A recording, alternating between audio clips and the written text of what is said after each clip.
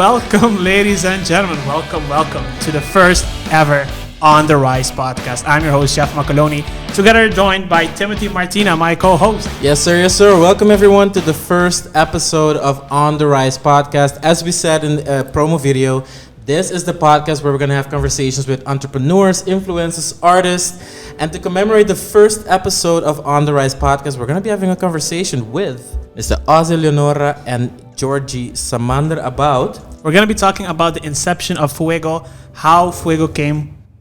Oh, that's a car outside, right? Oh, yeah. All right, there we go. It's all part of it. So we're going to be talking about the inception of Fuego, how me and Oz met. Of course, you're going to hear a bit more about that and who Oz really is. And, of course, how Georgie joined Fuego in 2019, right? 2019? Officially 2020. Well, officially right? 2020. But I'll take 19. I'll take it. I mean, the extra year, helps a little bit.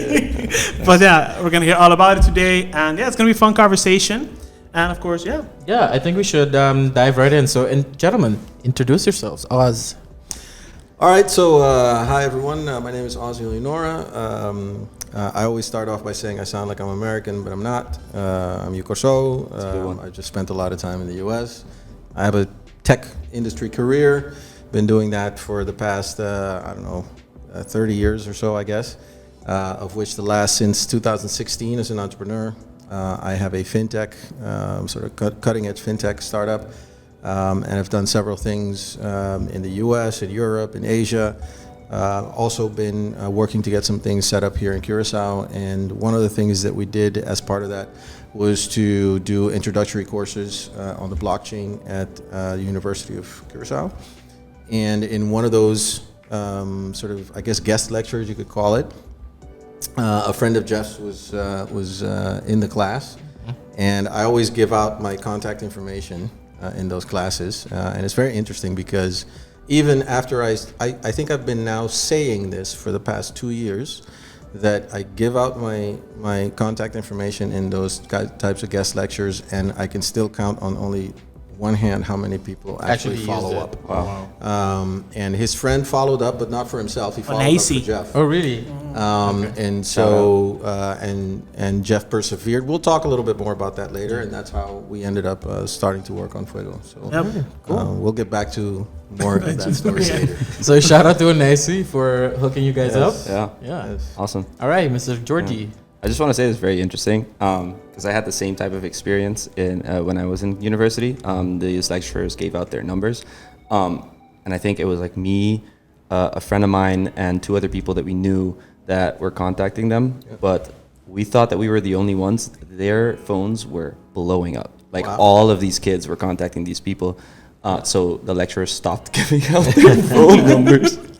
But I guess some do, some don't. But that's very interesting. So I'm George Samander.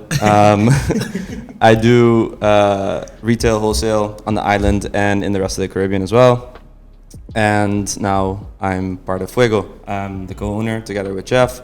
We met in 2019. At the end of 2019 is when we met. Exactly. That's what I meant. Yeah. Sure you did. Yeah, and it was an interesting story.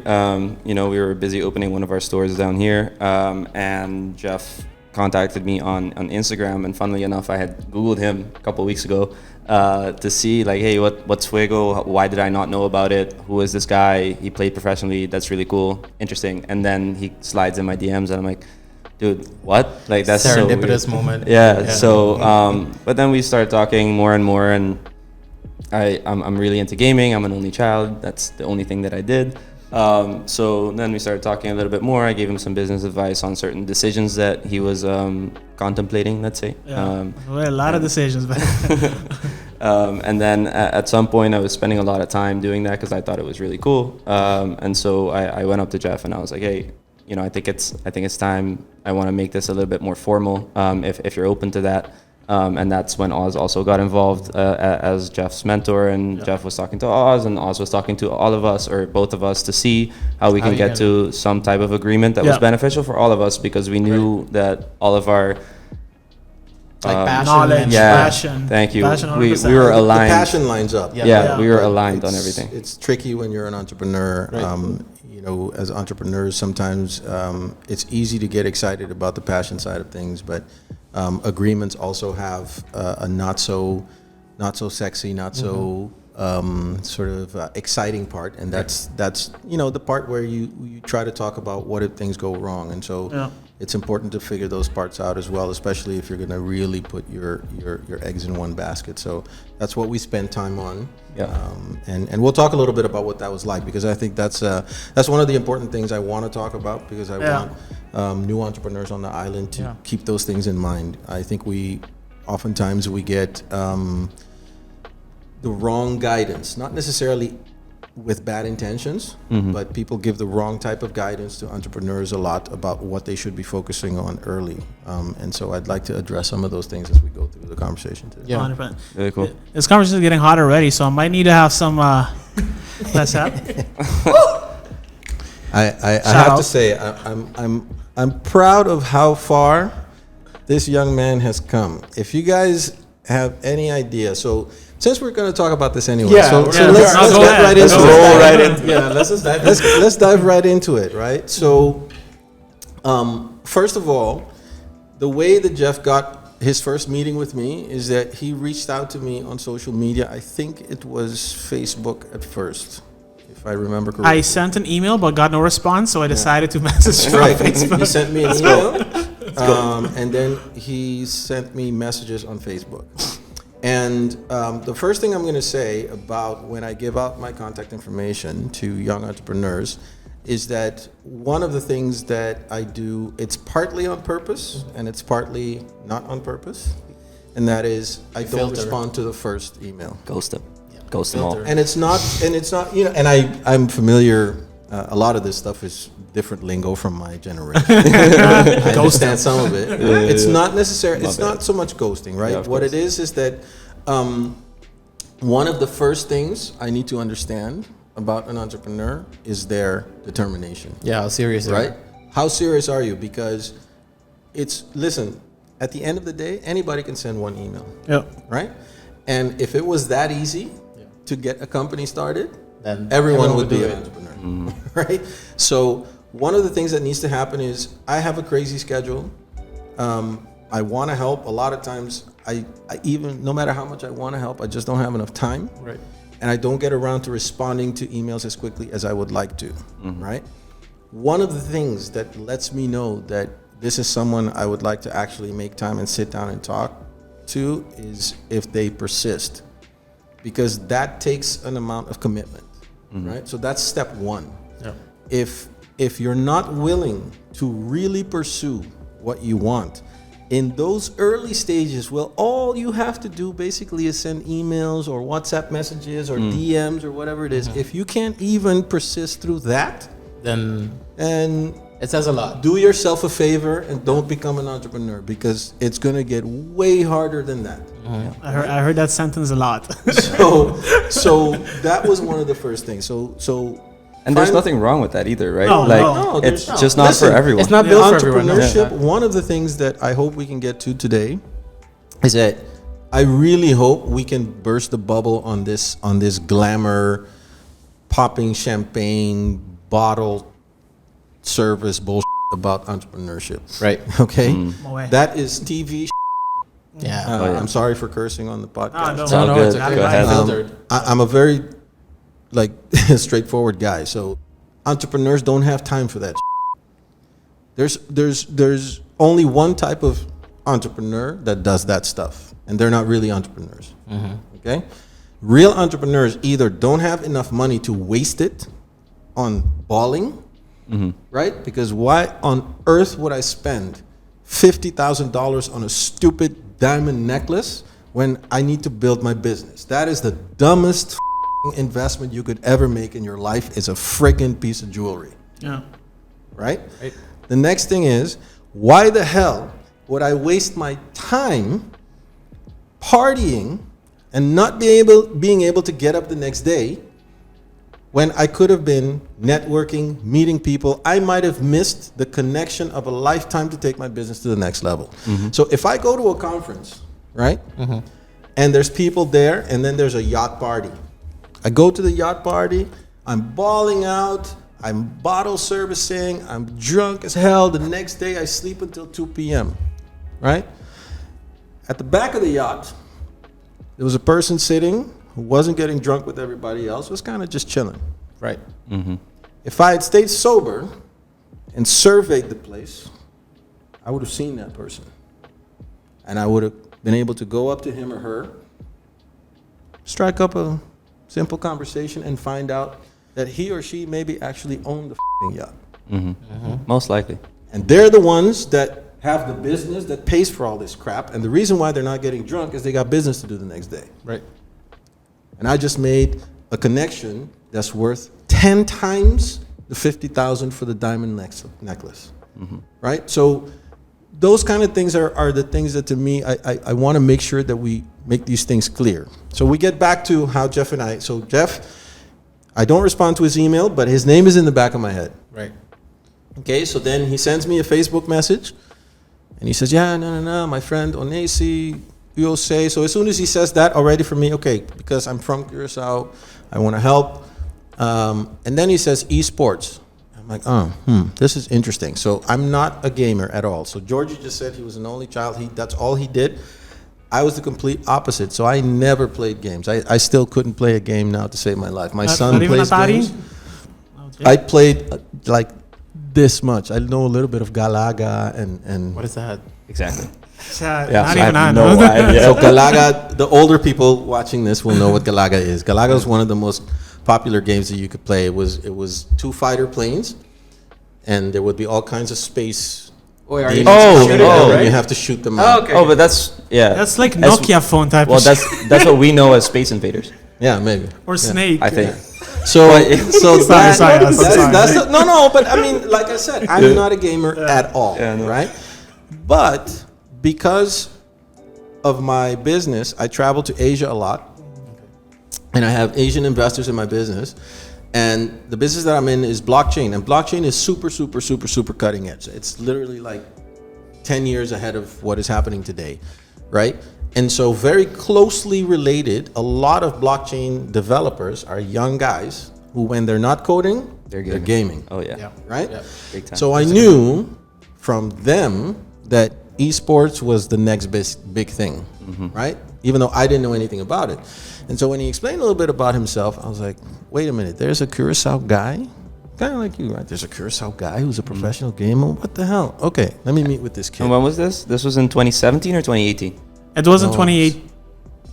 Yeah, no, 2019? in 2018. It was in Was it 2018. 18 or 17? No, No, 2007. 2018 is when you came back, right? To the island? 2018, I came back. I think in the beginning of the years when I sat with you right away. Yeah, it was early in 18 then. See. It was Okay. pretty early. See, Because you were still, I mean, you couldn't drive still because you were still recovering Shit, from stuff. exposed. And no, indeed. but, Yeah, no, I mean, true. this is, I've told you many times, this is part of your story, so you need to No, include that. it's 100% true. Like I never got the chance to even try to drive. I mean, when I was 18, I immediately went to Mexico, Okay. yeah. experienced that whole thing. Came But back. it was an important element of it. So I meet with Jeff, and you know, he's telling me, listen, I'm an e-gamer. I tell him, okay, I don't know anything about esports. Explain it to me. So he explains a little bit, his background. He went to Mexico, he played. And then he said the first interesting thing. He said, I played, I won some money, and then I started my own team.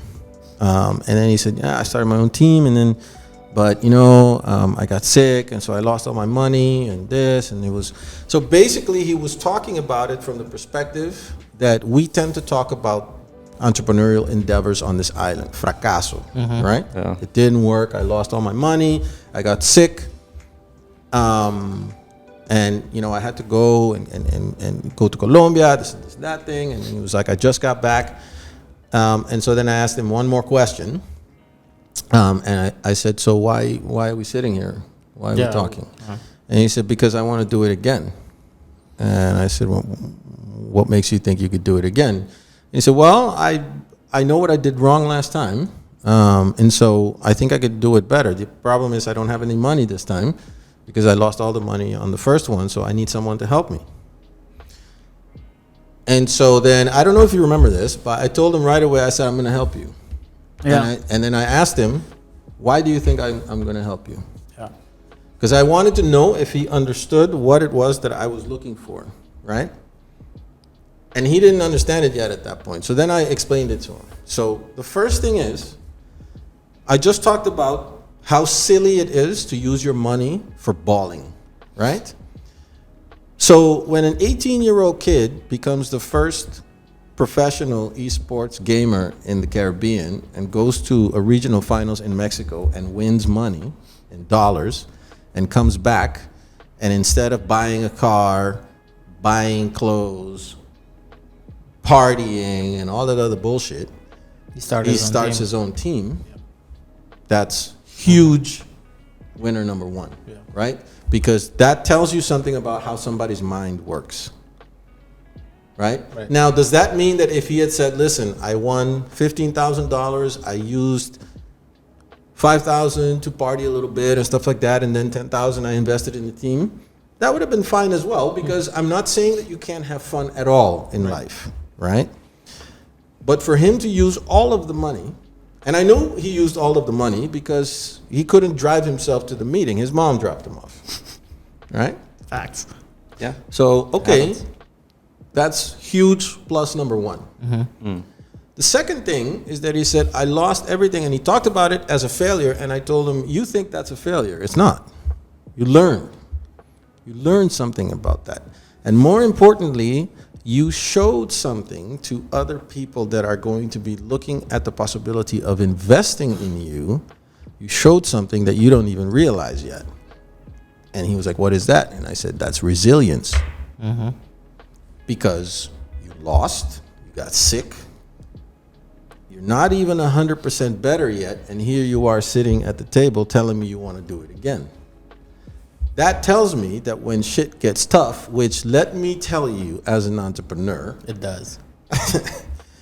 not just it does, it continues all the time.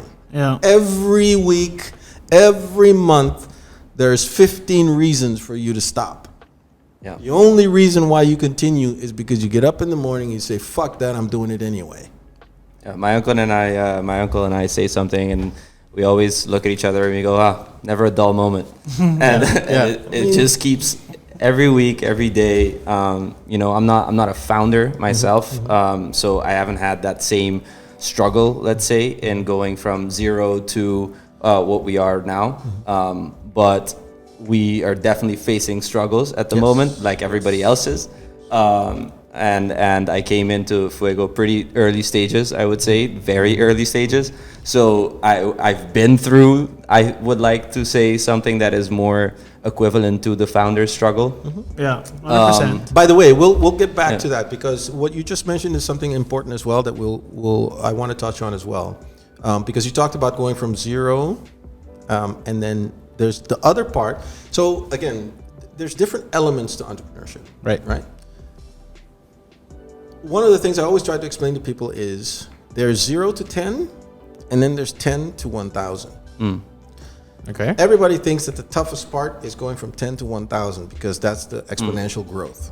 Actually, 0 to 10 is the toughest part. There are less than 1,000 of 1% of the people on this planet know how to take something from 0 to 10. So when you say 0 to 10, what are we defining? From nothing. Okay. From just an idea in your head to this. Actually, okay.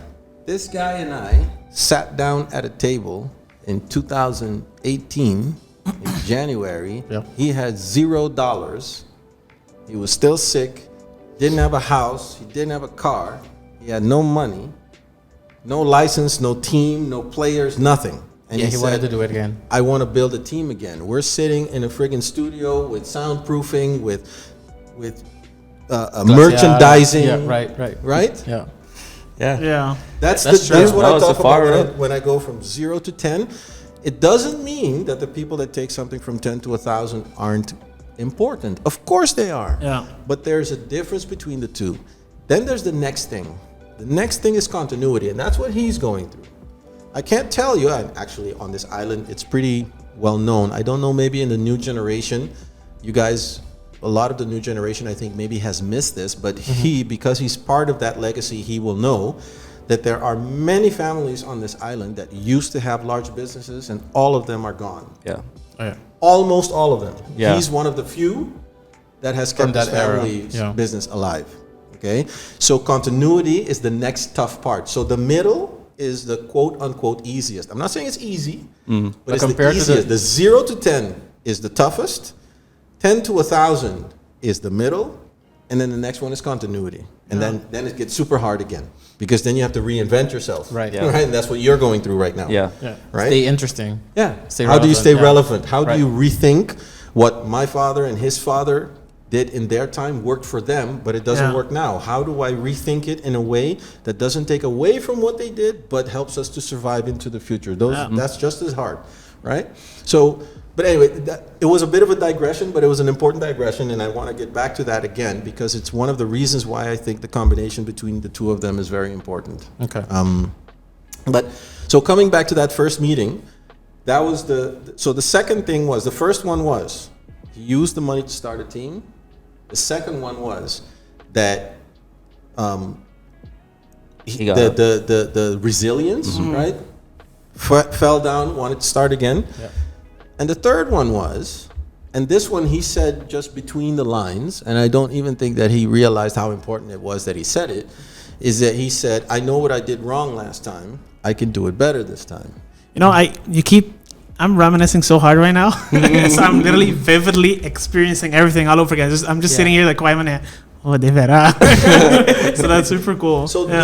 those three things, listen, and I kid you not, anybody who is an experienced venture capital investor can tell you that no matter how sophisticated it gets, Silicon Valley, all this bullshit, at the end of the day, those are the three fundamental things that an investor looks for in an entrepreneur.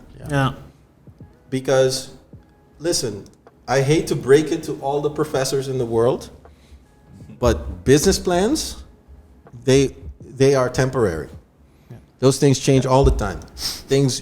Goes wrong. Okay? I don't care how well you prepared it. Yeah. Goes wrong. Yeah. It evolves. You know what I mean? Things evolve. Things evolve, and so much of it is about your ability to fall down and get back up. You know, there's always a movie that you can reference for these things. You know, there's so many movies that talk about Rocky. You know, Stallone talks about, it's not about, you know, how hard you can hit. It's about how hard can you get hit and still get back up. That's the trick. That literally reminds me of one specific story I want to share, actually. Before we get into that story, we're going to go on a quick break. Then we'll get back to the story. Be right back. All right. We are back, guys. I swear to God, you sound like Casey Kasem from the Top 50 in like 1987. Man. I don't know. Yeah, no clue I what think that you're is. the only one that's having a good reference. So the fact that I made that reference, I want people to go look it up. I'm actually curious now. For them to realize What's it Please make Jeff a meme. how old school that music is that you used for the intro. Casey's Top 40. I'm Casey Kasem. These are the hits you're buying and radio stations are playing from coast to coast. What's it called? Casey? I just Casey fucked up. Kasem. Casey Kasem. Okay, All right. okay, look at later. Well, Come on. Don't embarrass me right now. I'm just making notes. Let's see if we can pull some strings, get some more podcast music that Yeah. feels more like We gotta us. get funky, More man. us. Come on, Yeah. man. All right. I was going to make a dumb joke. But anyways, I wanted to go to that story because I was talking about business plans and, you know, speaking to potential investors. And I remember in that exact meeting, and this was at the Triangle, we were sitting there. And by the way, I've never been in like in a setting like that. So for me, I felt like I was talking to some type of God in business, and like, you know, very how do I say that? Like CEO-y. See, and I was shitting my pants. I told Oz this multiple times. I was shitting my pants because I didn't know who I was talking to. I mean, I've heard so many good things about it, and all those things, of course, matched as well. And I was explaining, you know, my whole, let's say, my whole struggle and my plan, and me really wanted to get into it, but I didn't know how. And at the end of the conversation, Oz told me, all right, make a business plan and make a budget. So I don't know. I didn't really know how to make any budget. I didn't even know how to make a business plan. This my cash. Like, yeah, no, of course, man, I got it. Was that? I didn't know what the fuck he was talking about. So, I mean, I've heard about those things, but I went home and I went on the internet, Google is everything. Yeah. And I figured out my first thing. I was like, how do I create a budget? And I sketched something on like Paint just to figure out like a bunch of visuals and stuff like that, because I was always good at impressing or like showing a vision, but I didn't know how to put it together into words the best way. So I created a presentation, created a budget, and I sent it to Oz, and then Oz took like, I don't know, a week or something to respond. And then he gave me all the how to say that, the adaptations to it. This doesn't make sense, this does make sense. I put some numbers too high, he made it lower. And then he told me, okay, I got a contact for you. Now, still the day of today, I'm wondering if this was purposely done, and I want you to answer when I'm done with the story.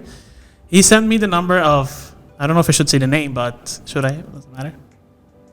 We can bleep it out later if it's. Okay, so I sent. You gave me the contact of. I forgot his name. No. Okay, we gotta cut the entire. Definitely got Nothing down. We'll cut the whole name thing. No, but so Oz gave me the contact of the CEO of. And I went there and I got him. No, I apped him. Then I got his email and I sent him an email, a bit more formal. And he said, okay, come back or come by a week later and sit with us to discuss what you have in mind. So I went to him and we sat down, and again, I was shitting my pants. And he comes in with another guy, a guy from marketing, and him himself. And I put my presentation up. I had the numbers, at the end of the presentation. And I just sold the vision. And just like most of us, he knew a bit of esports, but he didn't know what how the business is or how the business model works. So I presented a whole plan, but very vague. But I sold a really good vision. So he's very impressed. Like, okay, no, nice. This is the next big thing. It's super nice. It's amazing that you're from Curacao. You have the knowledge. And then he asked me one simple question, and he's like, "So what does your legal structure look like?" And I'm just sitting there like, "Sorry, no. And how are you doing tax?" What? The what now? What? Hey, Roman, I felt hoppy pendejo. Man, I just sat there and I was like, Oz, where are you? And I felt really bad. Honestly, he was like, okay, and Jeff, I think you should come back when you're more prepared. I completely saw the interest of the other big guy just went away. One guy just started grabbing his own other phone call, stepped out, and then one came in again. He's like, okay, he has to go to another meeting, and he just left. So I'm definitely not putting the name anymore. No. I didn't listen. I don't think you should put names because it's not about the names. Yeah. Right? Of course, it's about the experience. Right. Experience. Exactly. So that's why we bleep them out. But I want to go back a little bit because again, part of this for me is highlighting to younger generations the importance of some of these steps. Right. Yeah. When I went through these things the first time, I didn't get any guidance. I didn't get any insight. So one of the things that I consider to be my responsibility is to give this information so that the next generation that comes after me at least doesn't have to go through the same challenges. Maybe you face different challenges, and this allows you to get further than whatever I was able to achieve, right? So first of all, I asked you those two questions on purpose because I knew you didn't know what it was. The reason I asked you them is not because I wanted you to make a plan and to make a budget that was going to look perfect. What I wanted to see was your reaction on the spot and your reaction afterwards. So were you going to jump up and say, I have no idea what that means. Can you help me? Can you this? Can you that? Or were you going to do what you did, which is, okay, I'll do it. And then in the back of your mind, I'll go figure it out. Yeah. Right? And then the second thing is actually figure it out. Do something. Don't come back empty-handed and say, yeah, I tried, but I couldn't do it. No excuses. This is the best I could do. From what I understand, this is a business plan. These are numbers. I don't know if it's right, but here's what I have. Again, those things show initiative. They show the ability to face a challenge and not back down. Those are all super important characteristic traits of an entrepreneur. Right. And then sending you on a meeting, on a big meeting, without going with you, is the exact same thing. If I have to hold your hand, how are you going to run a business? Right? So one of the things that I'm going to do if I'm smart about helping you to grow, is I'm going to send you to certain people who I know are going to challenge you. Yeah. But I'm going to send you strategically. Because if you notice, whatever happens with that particular group hasn't really affected the future of Fuego. No, none. Matter of fact, But it was an important step for you to go through. yeah. Because you came back from the meeting and said, I didn't think about my legal structure. And I said, yeah, that's one of the things you got to think about. Man. Yeah. That's why he's got me now. You know what I'm saying? So, Yeah. so all of these things are, but I want people, one of the things I want people to keep in mind is the sequence, right? Yeah. I did not start out by saying to Jeff, what is your legal structure? What is it, a BV, an NV, and what is your, I want you to show me a business plan and go talk to an accountant. Right. No. The first conversation was about getting to know the person, because entrepreneurship is 90% the person. Yeah, you invest in the people, not in the idea. Yeah. Everything else you can learn, you can figure out, etc. But things like commitment, things like discipline, things like drive, right? You can't teach those things. Either somebody has it or they don't. Yeah. I remember stepping out of that meeting, and the first thing I did was this like silent 15 minutes. I was like, damn, I just screwed up everything. I'm never going to get, I started getting so many negative thoughts. 15 minutes after, you say, you know what? Screw this. I'm going to talk to Oz again. I'm going to tell him about the experience. And from there, I'm going to continue. I went home, instantly started looking up like information of belastingdienst here on Curacao. I instantly started looking up all the different legal entities you could, create. First thing we did then was create an eenmanszaak for Fuego. Of course, couldn't be a BV right away off the bat. Looked up all that information, and I had it, and I said, I'm not going to go back to that organization yet. I'll come back later. And moving a bit forward, a little bit more in time, I just want to mention right away that company was one of our biggest sponsors for our first international event afterwards. Absolutely. They were. They wanted to get the diamond package that we put up. Of course, I gave it to Profound. Shout out to Profound. But it was an amazing feeling to be able to get that, sponsors from them afterwards, and really showing them that I continue to thrive. Now, I want to take you back just a little bit, because so when you came back from that meeting, I did send you to a lawyer and to a tax advisor, right? And the two people I sent you to, super friendly people, Yeah. super powerful people, Yeah. super friendly people, super close friends of mine. Give them a shout out or no? No, it's not to give them a shout out. Again, what I'm trying to do is, for the audience out there, I hope this is educational and not just entertainment. 100%. Right? What I'm trying to point out is I did not send you to those people right away. Because it And would have there's been a reason for that. comforting, yeah. It's too easy. Yeah. If I make it too easy for you, when it gets hard, I have no idea how you're going to react. Right? I got to make sure that you know how to conduct yourself. Yeah. When you go into a meeting and someone, like you said, loses interest and gets up and walks out, what are you going to do? Be Yeah. unprofessional and get up and start screaming, start crying, get upset? Or are you going to go, okay, I guess they don't like my idea, on to the next one? Yeah. Because that's life, man. Yeah. I can attest for that, because every time me or Jeff have made a mistake, since we've been together now in Fuego for a year and a half going on, like every time Jeff or I make a mistake, like we look at each other and he goes, yeah, I think mistake, right? And we're like, yeah, and then he turns it around. Like he doesn't make that mistake anymore. Granted, it depends on the size of the mistake, let's say, or the size of the difference, Yeah, of right? course. Because sometimes it's like parts, right, that of the mistakes that we make, so that we learn about it together, and it's not the first, like not the only time we're gonna make something like that happen. Yeah. But he just comes back and he figures it out after a while, and he doesn't do it again, which is great, because it saves us time, it saves me time, and it Yeah. saves Fuego time and money, and Right. But moves it also forward. helps you to grow. Yeah. Right? Being Exactly. able to look, one of the things you have to have is humility, right? And we can do a live example, right? Just now I'm talking, we take a pause, you say, hey, you're tapping on the table. Now, I can do two things there, right? Yeah. I can be a pompous asshole. And be like, yeah, no, I got it. Yeah. Or I can be like, you're right. Let me try to, And now I'm conscious of it, so I'm trying to keep my hands down.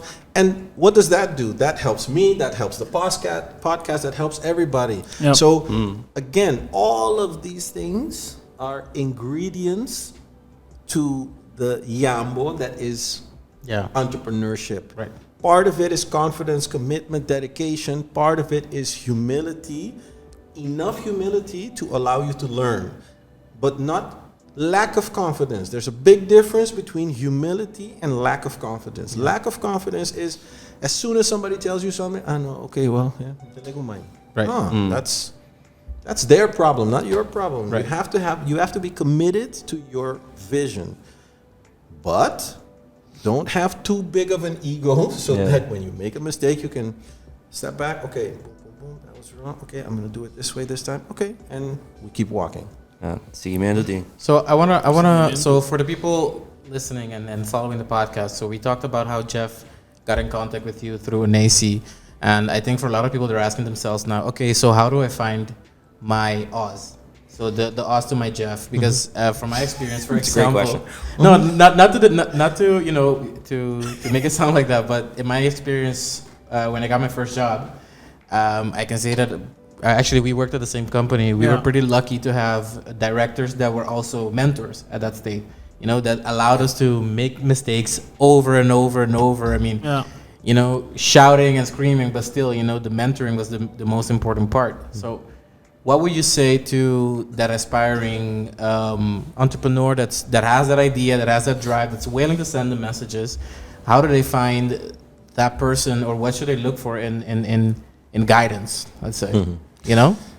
That is an excellent question. It's one of the most important questions to ask, and it's not one that has an easy answer. Who would have thought? I thought that this question might come up, and I actually thought about how I'm going to answer it. Unfortunately, there's not a short answer to that question, Right. because there are different elements to it. The match between a mentor and a mentee, and I don't even like that word too much because it's a little bit too hierarchical for my taste, right? I'm a person who believes in Sensei. Sorry. I don't know if you know that word. It's just I mean, actually, Jeff can tell you that, or I mean, even you can see. I walked in, I say hi to Georgie. Yeah. Hey, Swak, conta. I'm not just because I'm 50 buddies. and it's not. I don't treat people like that. I don't believe in that. I talk to the security guard the same way I talk to the director of the bank. That's just who I am, right? But those things you have to find someone who matches you. Yeah. But at the same time also challenges you, right? So Jeff can tell you that we don't always agree on stuff. And you don't have to. And actually, that would be horrible if we agreed all the time because he wouldn't learn anything, right? Now that you say that, like at the beginning of our relationship, like I always had like not always, like in the beginning I had a fear of bringing a disagreement up, of course, out of respect. But I don't remember what not the incident, the situation was one time when I told you I'm gonna prove you wrong. Do you remember this? I don't remember what it is. I think it was I was supposed to close a deal at a certain amount, and you told me no, impossible. And I closed more than that. The fundraising for Mexico. Yeah. That was the first time when I told us I'm gonna prove you wrong.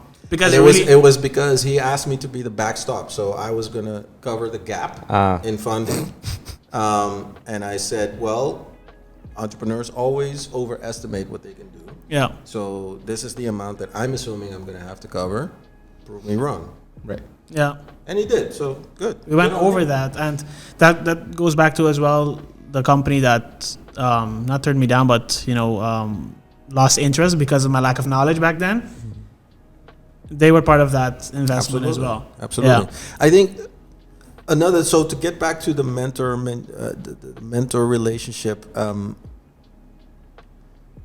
Look, I've had more people, especially when people find out that I work with Jeff. Plenty of people have asked me to if they can also, if I can help them the way I work with Jeff. Right. Yeah, I remember that. I haven't said yes to anybody else yet. Wow. And there's a couple of reasons for that. Number one, the reality of this type of relationship is that the person who is in the guidance role, let me call it that, is the one to choose. Yeah. That's the first thing, right? I mean, it's just, that's how things work. Mm-hmm. You, as the person who wants the guidance, don't get to choose who's going to guide you. That's just not how it works. Yeah. The second thing is that a lot of this is, and it's really funny, but I have my wife's voice in my head the whole time when I'm going through the answer to this question, because she tells me all the time that I need to stop thinking that everybody does things the way I do, right? So I take these things super, super, super serious. Yeah. So for me, that commitment, because I think of it as when I went to the U.S., I went to the U.S. in 1987. I was 16 years old. I'd never been to the U.S. before. I didn't know anybody in the U.S. I got on a plane by myself and went to a boarding school. Yeah. Oh, wow. I had no guidance. I'd never seen the place. There was no internet in those days, nothing. I went blind. I had no guidance, right?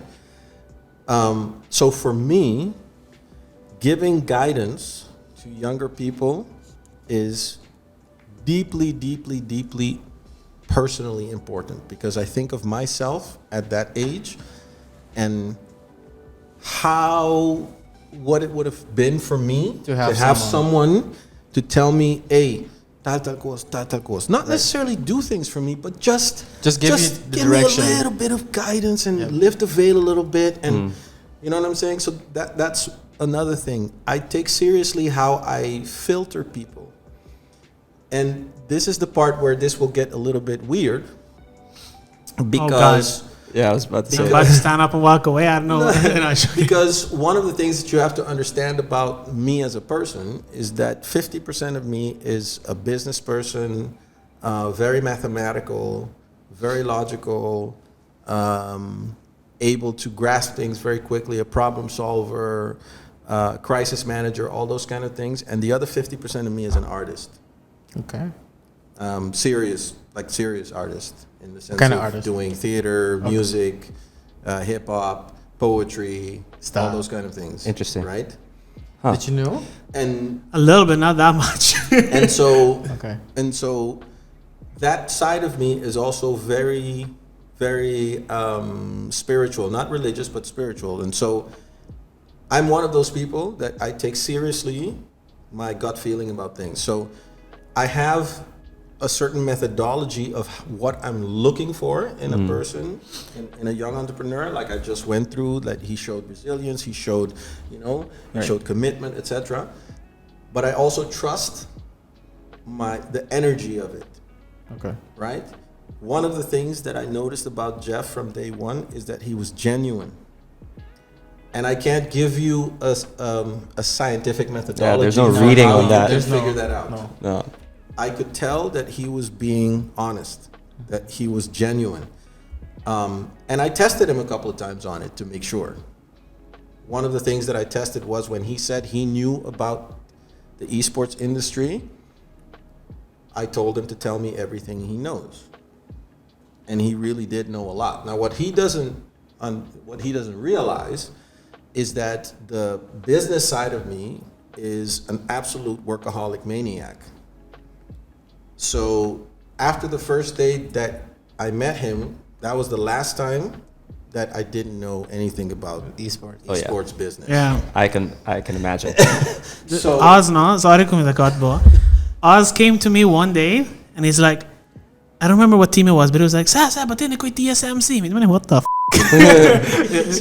And I appreciated that. I really liked the fact that you went home and you did your research and you came back and you knew about esports, you know? well, He and takes it part- seriously. Yeah, man. of course. Because I take it I love seriously, that. and part of it is also to make sure that he knew what he was talking about. Yeah. Because Yeah, of course. otherwise, I'm trusting something that isn't real. Yeah. Right? So that's the other part of it.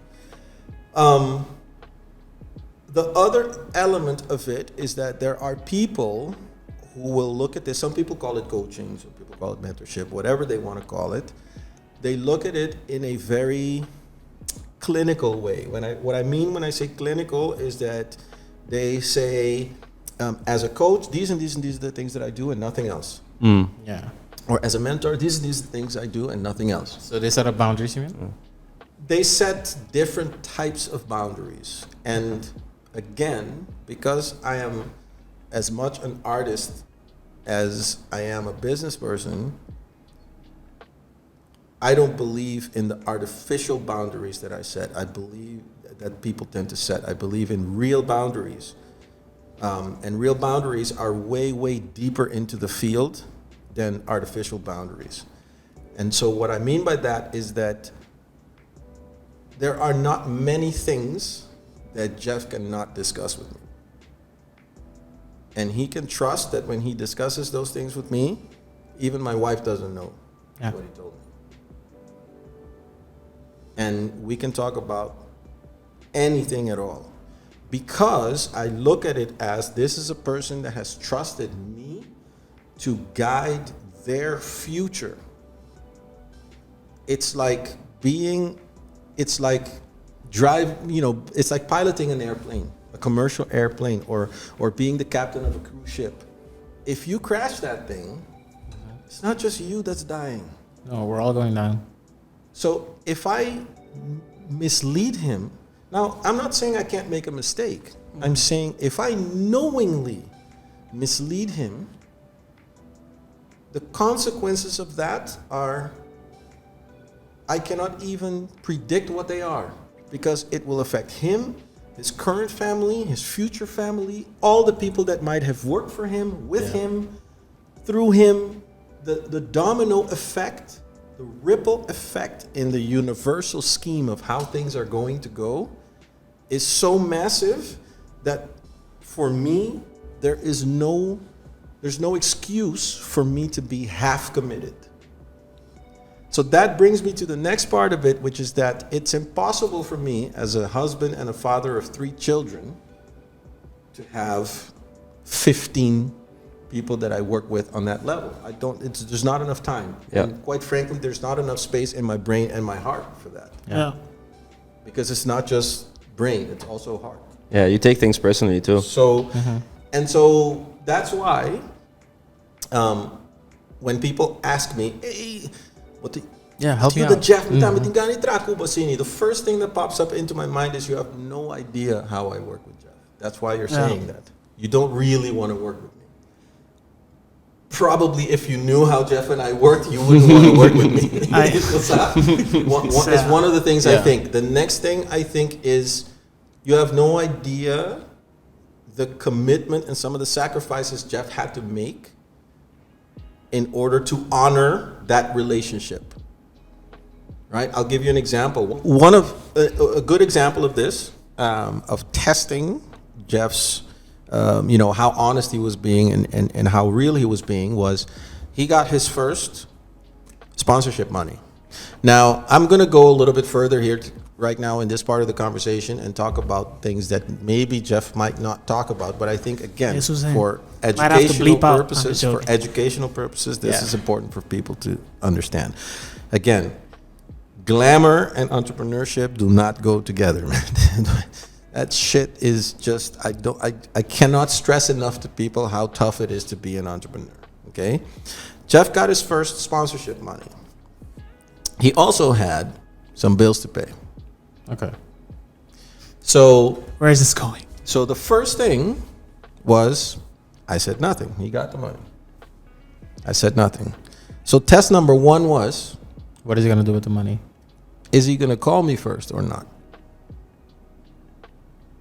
Because if he calls me first, then I know that his gut instinct is in the right place. So that's test number 1. Test number 2 is when he calls me, he's not going to like what I tell him. And will he follow what I told him? I wonder if this is the one I'm thinking about, but I'm going to let you keep talking. Right? Yeah. And he passed both of the tests because he called me. And I said, no, you can't touch that money. And he said, okay. And he didn't touch it. So he might have thought that it was one test, but it wasn't. It was 2 tests. Because here's the thing. If he had called me and I said, don't touch the money, but let's say he was in a super urgent situation, he used a little bit of it anyway, my willingness to continue to work with him one more time to test and see if it would still work out would be based on the fact that at least he called me first. If he had not called me, even if he didn't spend the money, I would have stopped. Because that tells me that once money comes into the equation, Well, it steps away from the relationship. I'm good. Yeah. So the importance of those kind of scenarios for people to understand is that in moments that you might not realize at all, and in ways that you might not be conscious of at all, you are telling people who you are. You are showing people who you are. Right? Yeah. Now, what's also true is that in my role, the way I take this role is if I know that he's in that situation and he called me, he listened and he didn't use it, then the next step is I call him back and I go, what's the minimum that you need in order to survive? Yeah. Because I also know human nature. Survival is one of the basic elements of Maslow's tree, right? So if I leave him in a situation where his survival is at stake, at some point, he's going to dip into the money just because he needs it, right? So I've got to help him out, right? So it's also not a question of, and that's what I mean by the boundaries. Remember I was talking about the boundaries before? Other people might say, yeah, but that's not my job as the coach. Exactly. I told you what the right thing to do is and that's it. But I don't look at it that way because I know that he's coming from nothing like me. And when you come from nothing, it's not that easy to say, yeah, no, you weren't supposed to do that. Anto ora lusa paga na kaso. So that's why it's so difficult to try and give people a formula for picking a mentor. It's not that easy. And it takes incredible time, commitment, it takes sacrifice to build that relationship and really have it work. And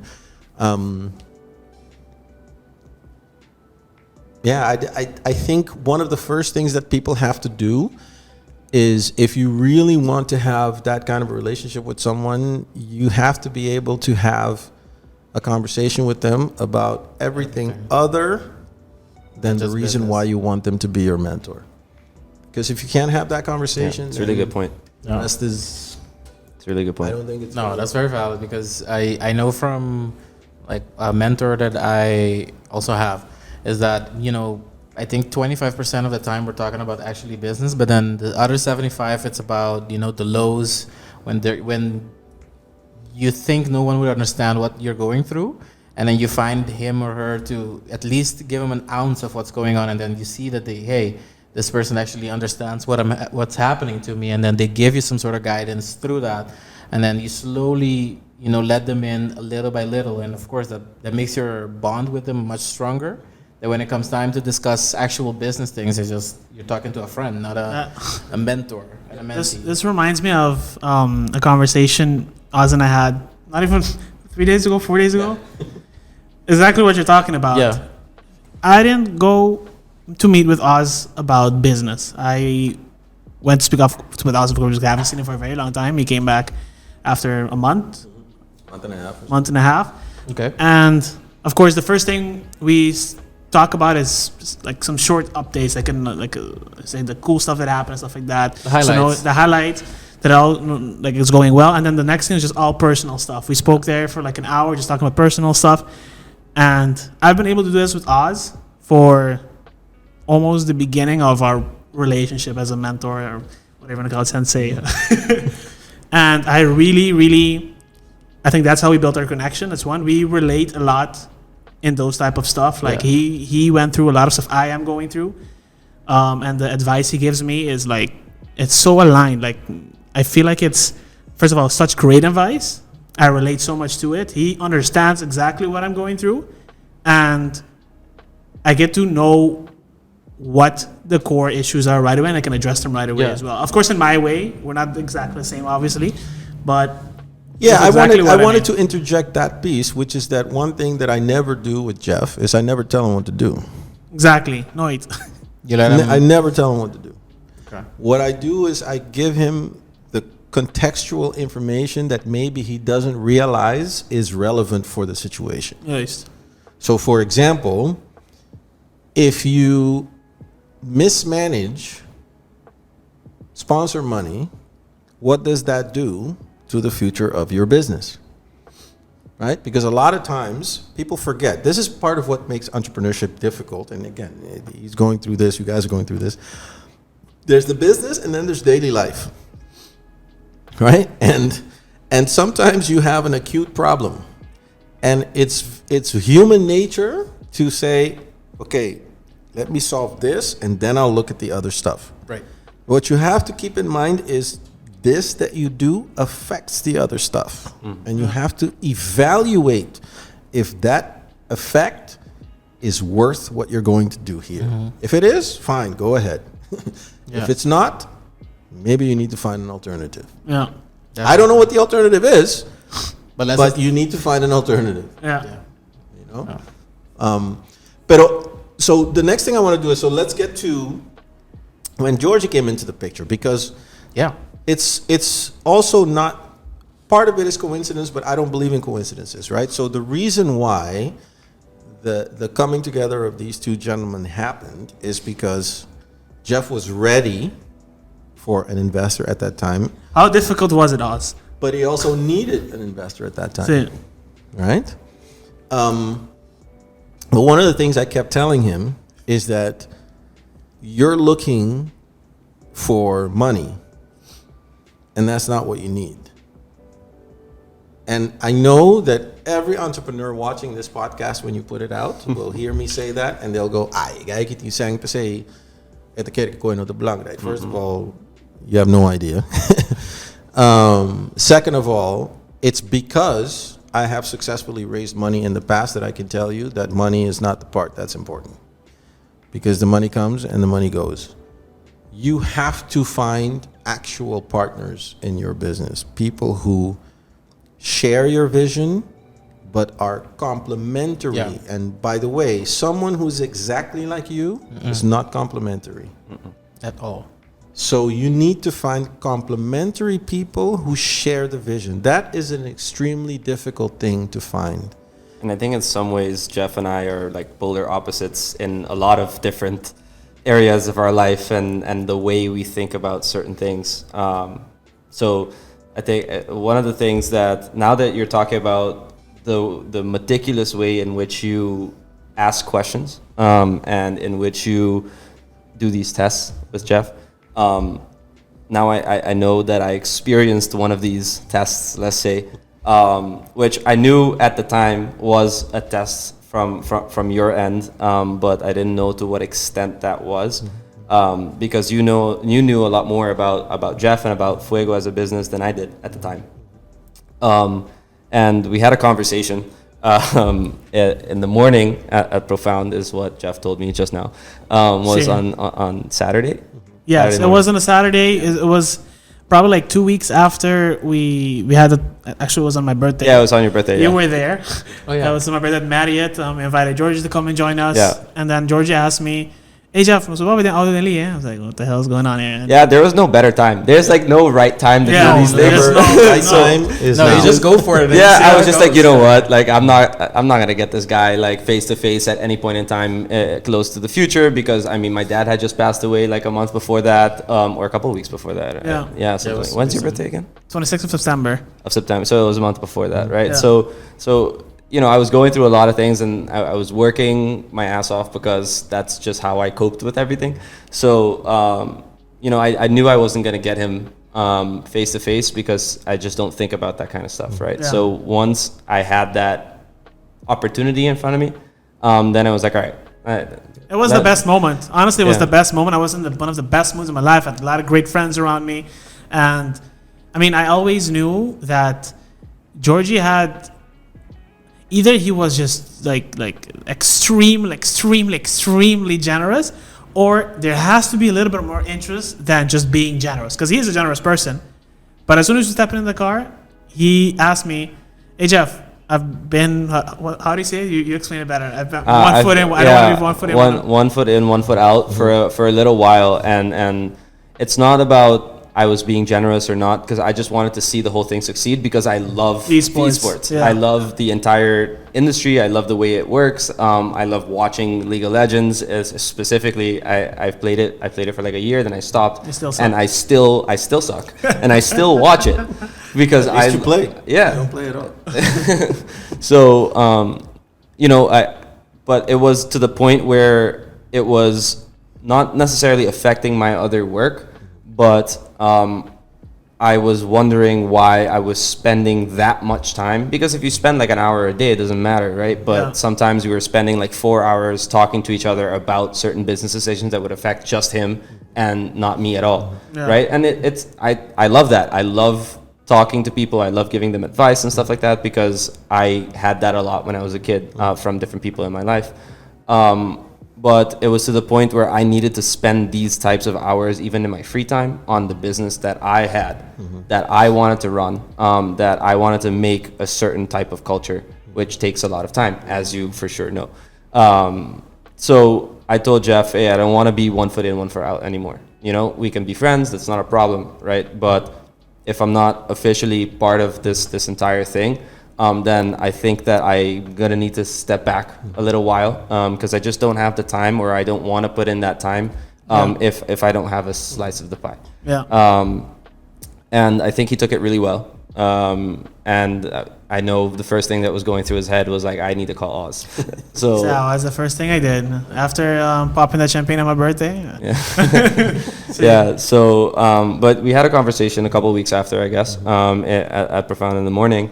And we were talking, we were having a conversation, getting to know each other, because I think Oz wanted to like vet me, let's say, and like talk to me and see why it is that I want to be part of this entire journey, and what makes me what's your motivation? What makes you think I'm the right person, right?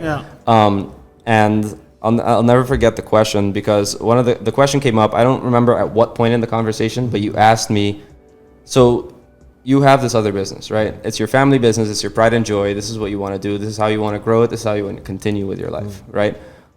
Why in hell would you want to take time out of that and put it into some other business? Like, what's the point? And I said, I don't remember exactly what I said verbatim, but for me, it was more like, okay, yes, I have that other business, but I feel like I have the time to be able to put into something that I love doing, that is a hobby to me, and do it in a more official way, and then also help the rest of the people that didn't have those opportunities the way I did when I went to school, or the way that I didn't have the opportunity to do gaming because my dad didn't want me to do gaming. So I wanted to help those people. Gaming wasn't a serious thing according to them. Yeah, exactly.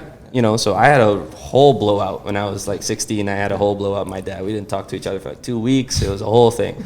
And it wasn't even about gaming. It was about graphics design. It was about video effects. And I don't want the other people on the island or the rest of the world, honestly, to go through something like that I had, or to go through it in a more educational way, let's say. Instead of having a blowout where you don't talk to somebody for 2 weeks, like, let's really have a conversation, put all the cards on the table, and learn from the other people's experiences.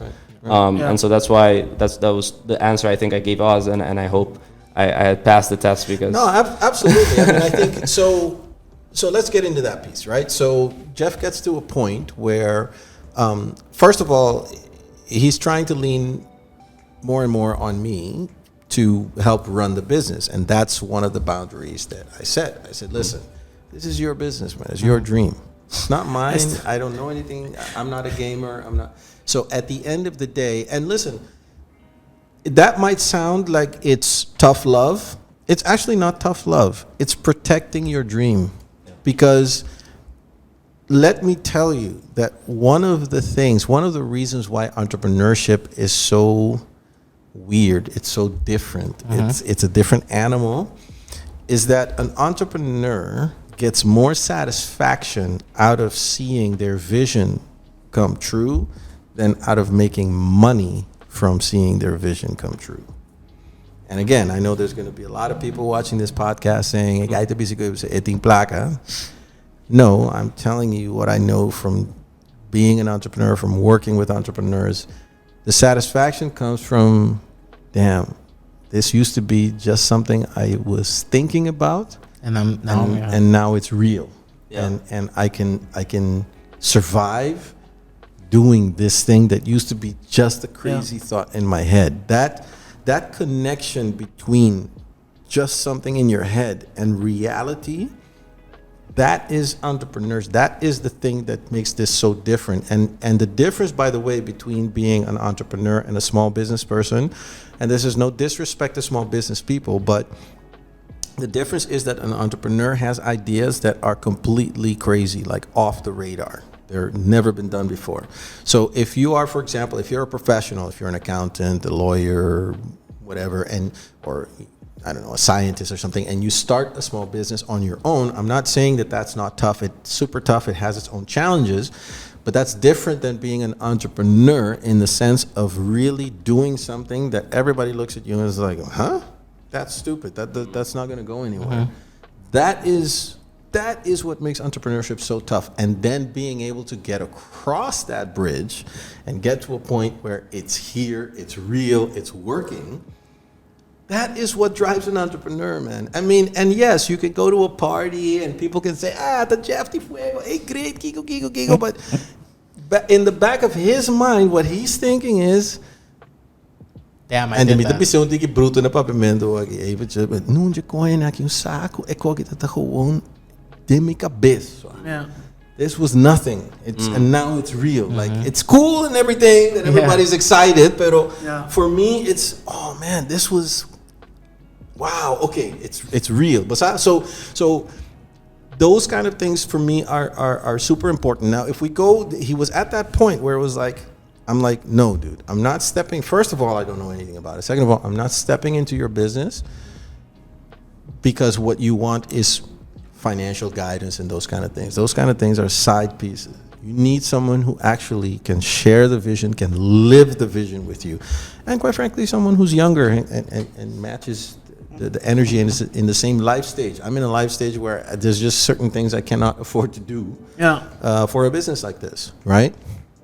And so then the question was who? And it was hard. He tried talking to several different people and he would come to me and I would go, man, that's not going to work. I was always very difficult with first of all, just finding a partner. Look, when Oz told me, okay, you don't need an investor, I always thought I could one-man Gary the whole game, you know what I mean? And I was always very difficult. And I think I even told you, Georgie, I told you, I'm not someone easy to open up and become a partner. I told you, right? Yeah, different times. See, over the last year and a half. Yeah. So I was very difficult for me to open up for that, and I never really understood what Oz meant with you have to find a partner, and now I do 100%, and I have zero regrets on that, Kamandi. So let's go to that conversation, right? Yeah. Because as opposed to the types of things I was looking for in him, I was looking for different things in you, right? Because the first thing is, and this is, again, another thing that I take super serious, and it's not hierarchical. It's just the different qualities of different cells that make up the same organism, right? So it started with Jeff's vision, and primarily I work with Jeff. So that means that one of the things I take very seriously is that because I have a bit more experience than him and a bit more knowledge than him, one of the things I have to do is protect him as he goes out into the world, even from things he might not understand that he needs protection from. Yeah. So when he comes in and he says, George Samander, I'm like, well, I don't know the guy, but what does he do? Not many people do. Tells me a little bit about the background. He can tell you, at first I was skeptical. I was like, I'm going to have to meet this guy first. Yeah. Right? Because again, there is a stereotype of generational business families, right? And generally, younger generations are not exactly the most hardworking and Look, let's committed just say it to how it is, okay? Gen 1 starts it, Gen 2 grows it, Gen 3 kills it, right? That's what everybody said. That's not going to happen. You know what I'm saying? Yeah, and so one of the things that was super important for me is what type of person is he, just in general. Because I've met some Gen 3s. And Not that well. Not a fan. no, not a fan. I'm Yeah. Me te queda guy normal numa. You know what I'm saying? So the first thing was we get in, we start talking. I'm like, okay, this guy's a totally different vibe. Gets back to that intangible stuff I talked about. The gut feeling, right? Right. Totally different vibe. Awesome. Very good. Then one of the things, by the time I asked you that question you talked about, I had already asked you about your own business. And the reason I asked him about that is because I know how to run businesses. So one of the things I wanted to know from him was he really running the business, or was he just one of these sitting there? guys that just inherited the business and is kind of going to the office and sitting behind a big desk every day? And that's very easy to tell. If you know how to run a business, it's very easy to tell if someone's faking it or not, based on just how you describe the business and what you do and all those things. And so then by his answer, I was impressed. I was like, okay, so he's really serious. So then the next thing was, why would he do this then, right? And it wasn't actually the answer you gave at that particular moment that was the final trigger. The final trigger is when you guys started talking about gaming. And you talked about actually, so this is so I want to come back to. I don't remember this part of the conversation. I want to come back to people you have to pay attention to what happens between sentences, right? So it's interesting how he explained the answer that he just gave, and then he gave you about a half a second anecdote about the blow up between him and his dad about gaming. Yeah. That half a second anecdote is the reason why I thought they were good at batch. You understand? Because You see, it's passion. exactly. Yeah. You have, at the end of the day, you can be different about everything. The fact that you're both But if you passionate. don't share a passion for esports, it's it's never going to work, right? Yeah. So one of the things that I needed to know is this guy really as passionate as Jeff is about esports, or is he just interested in the hype that is associated with esports? Because let's be honest, most of the people that are getting involved in esports right now are attracted to the hype, not the actual business, not the actual gaming, not the gamers, not, you know what I'm saying? Yeah. And when they started talking about playing, he was describing how he was playing and this and this and that, and I sat back, I was like, all right, we're good.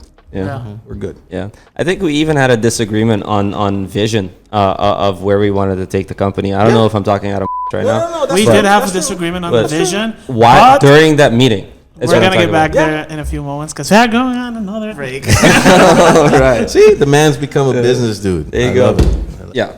So we had a disagreement. I think during that conversation that we had, Jeff and I had like a small disagreement about the vision, because for me there were, I think, extra points about other industries that touch gaming that Jeff doesn't necessarily or didn't necessarily at that time think about going towards in his own vision, right? Because he wanted to be, or wants to be still, right, the #1 leading esports organization in the Caribbean, Latam, right? That's been our goal. That's one of our visions, one of our pillars, right? But I thought that it could be a little bit more than that, and we could be a leading apparel brand, right? Just like different larger esports organizations have been starting to do. And I thought that we could grab the best parts of the different esports orgs that we like already, put them together, and then add our Caribbean sauce, Curacao's, that we always, talk about. Absolutely. And if you remember, we didn't settle that point in that meeting. No. Because one of the things I said at that point was, this is why you're partners. Yeah. Because you're supposed to disagree and then figure out how you balance things out. So I think... And since then, we've had enough disagreements. Absolutely. And listen, one of the things that I admire about you guys, because at the end of the day, look, the other thing that I also love about these two guys is these guys are young, but I mean they show true sort of business potential, right? There's been difficult conversation moments. There's been contract issues that needed to be addressed, etc. Until Jeff will call me and talk to me, and I never, again, like I said before, I never tell him what to do. All I tell him is, listen, this is the context. You're going to have that conversation.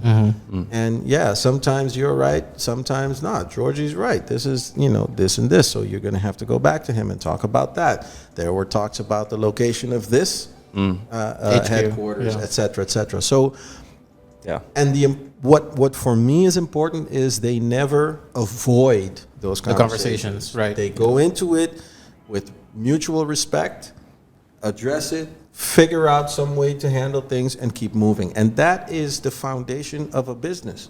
Yeah. Especially when you have partners, that's the foundation. Is you have to be able to sit with each other, address difficult topics without it becoming a problem, and figure out a way to move forward. If you can do that, not just for esports, for any business, you can be successful.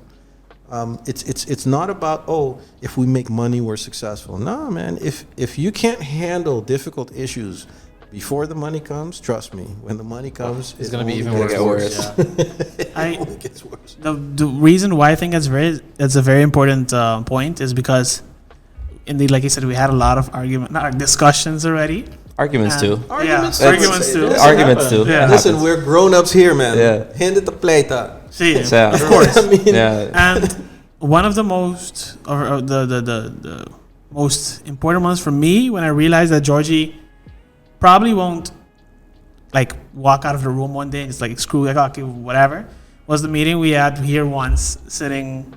It was long. It was like 3 hours. Oh, okay, yeah. That was one of the most difficult, I think, so far discussions we've had. Dude, there are gonna be more difficult discussions. You I mean, know? we had one pretty recently. So They're that. And every time we have one, it never ends bad. Make a man on bad terms, like if Loma Kaki, whatever, Kiko, it always ends on a good note, or not a good note, like a natural note, and then the next is, of course, it's built up. Everything's wrong. This guy, of course, look, I'm not the business expert yet. I'm so far from becoming a business expert and have so much more to learn. So I know sometimes I do some stuff that trigger Georgie. And even if like one time he gets angry, like 15, 20, 30 minutes, he calls me again, like, hey, what? And over.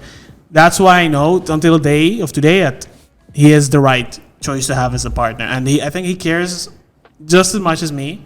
Of course, I'm the one that's on the day-to-day here in Fuego, but he just cares as much as me about this company as I do.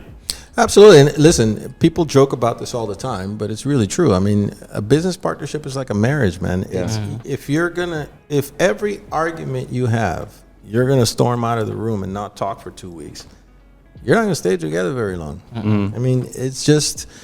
Esa es la realidad. I mean, business is tough. Entrepreneurial business is the toughest type of business you could possibly do because, again, like I said, you're trying to do something that nobody's done before, right? I mean, if we go to where Fuego is now, for example, right? If we step back a little bit so we can put it into context. The first couple of meetings, Jeff talked about one of the meetings that he had in the beginning. There were several other meetings where people were like, what this? are you talking about? Yeah. They didn't know anything about gaming.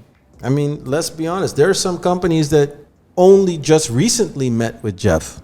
Yeah. We've been trying to get them to meet him for the past 4 years. Yeah. They just only recently met with him. So this has really been a building process, and it's a lot of educating, and that makes the process longer and more difficult because if you don't educate in the right way, then also you will get a vertekend beeld. I can't speak English right now. Yeah, you'll get the wrong impression. Exactly of things, the industry or of the company that you're talking about. And then that can even take longer for actually having a meaningful conversation because sometimes you set like an hour for the meeting, for example, which I don't even like an hour meetings anymore because they're way too long. You don't get anything done.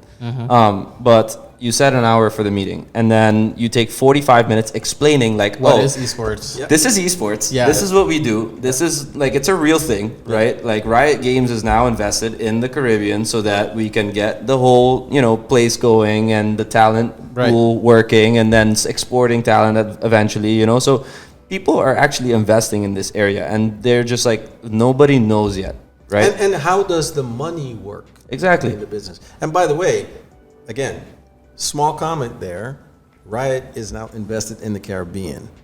Yep. I don't think people realize that How big that is. When Jeff first came to talk to me, Riot wasn't even invested in Latin America yet. Yeah, they barely just started. Yeah. They were just in Mexico. Yeah. Yeah. Then they put a regional server in friggin' Chile, and then there were issues and Caribbean. I And remember all of that. Jeff has been pushing for that. Yeah.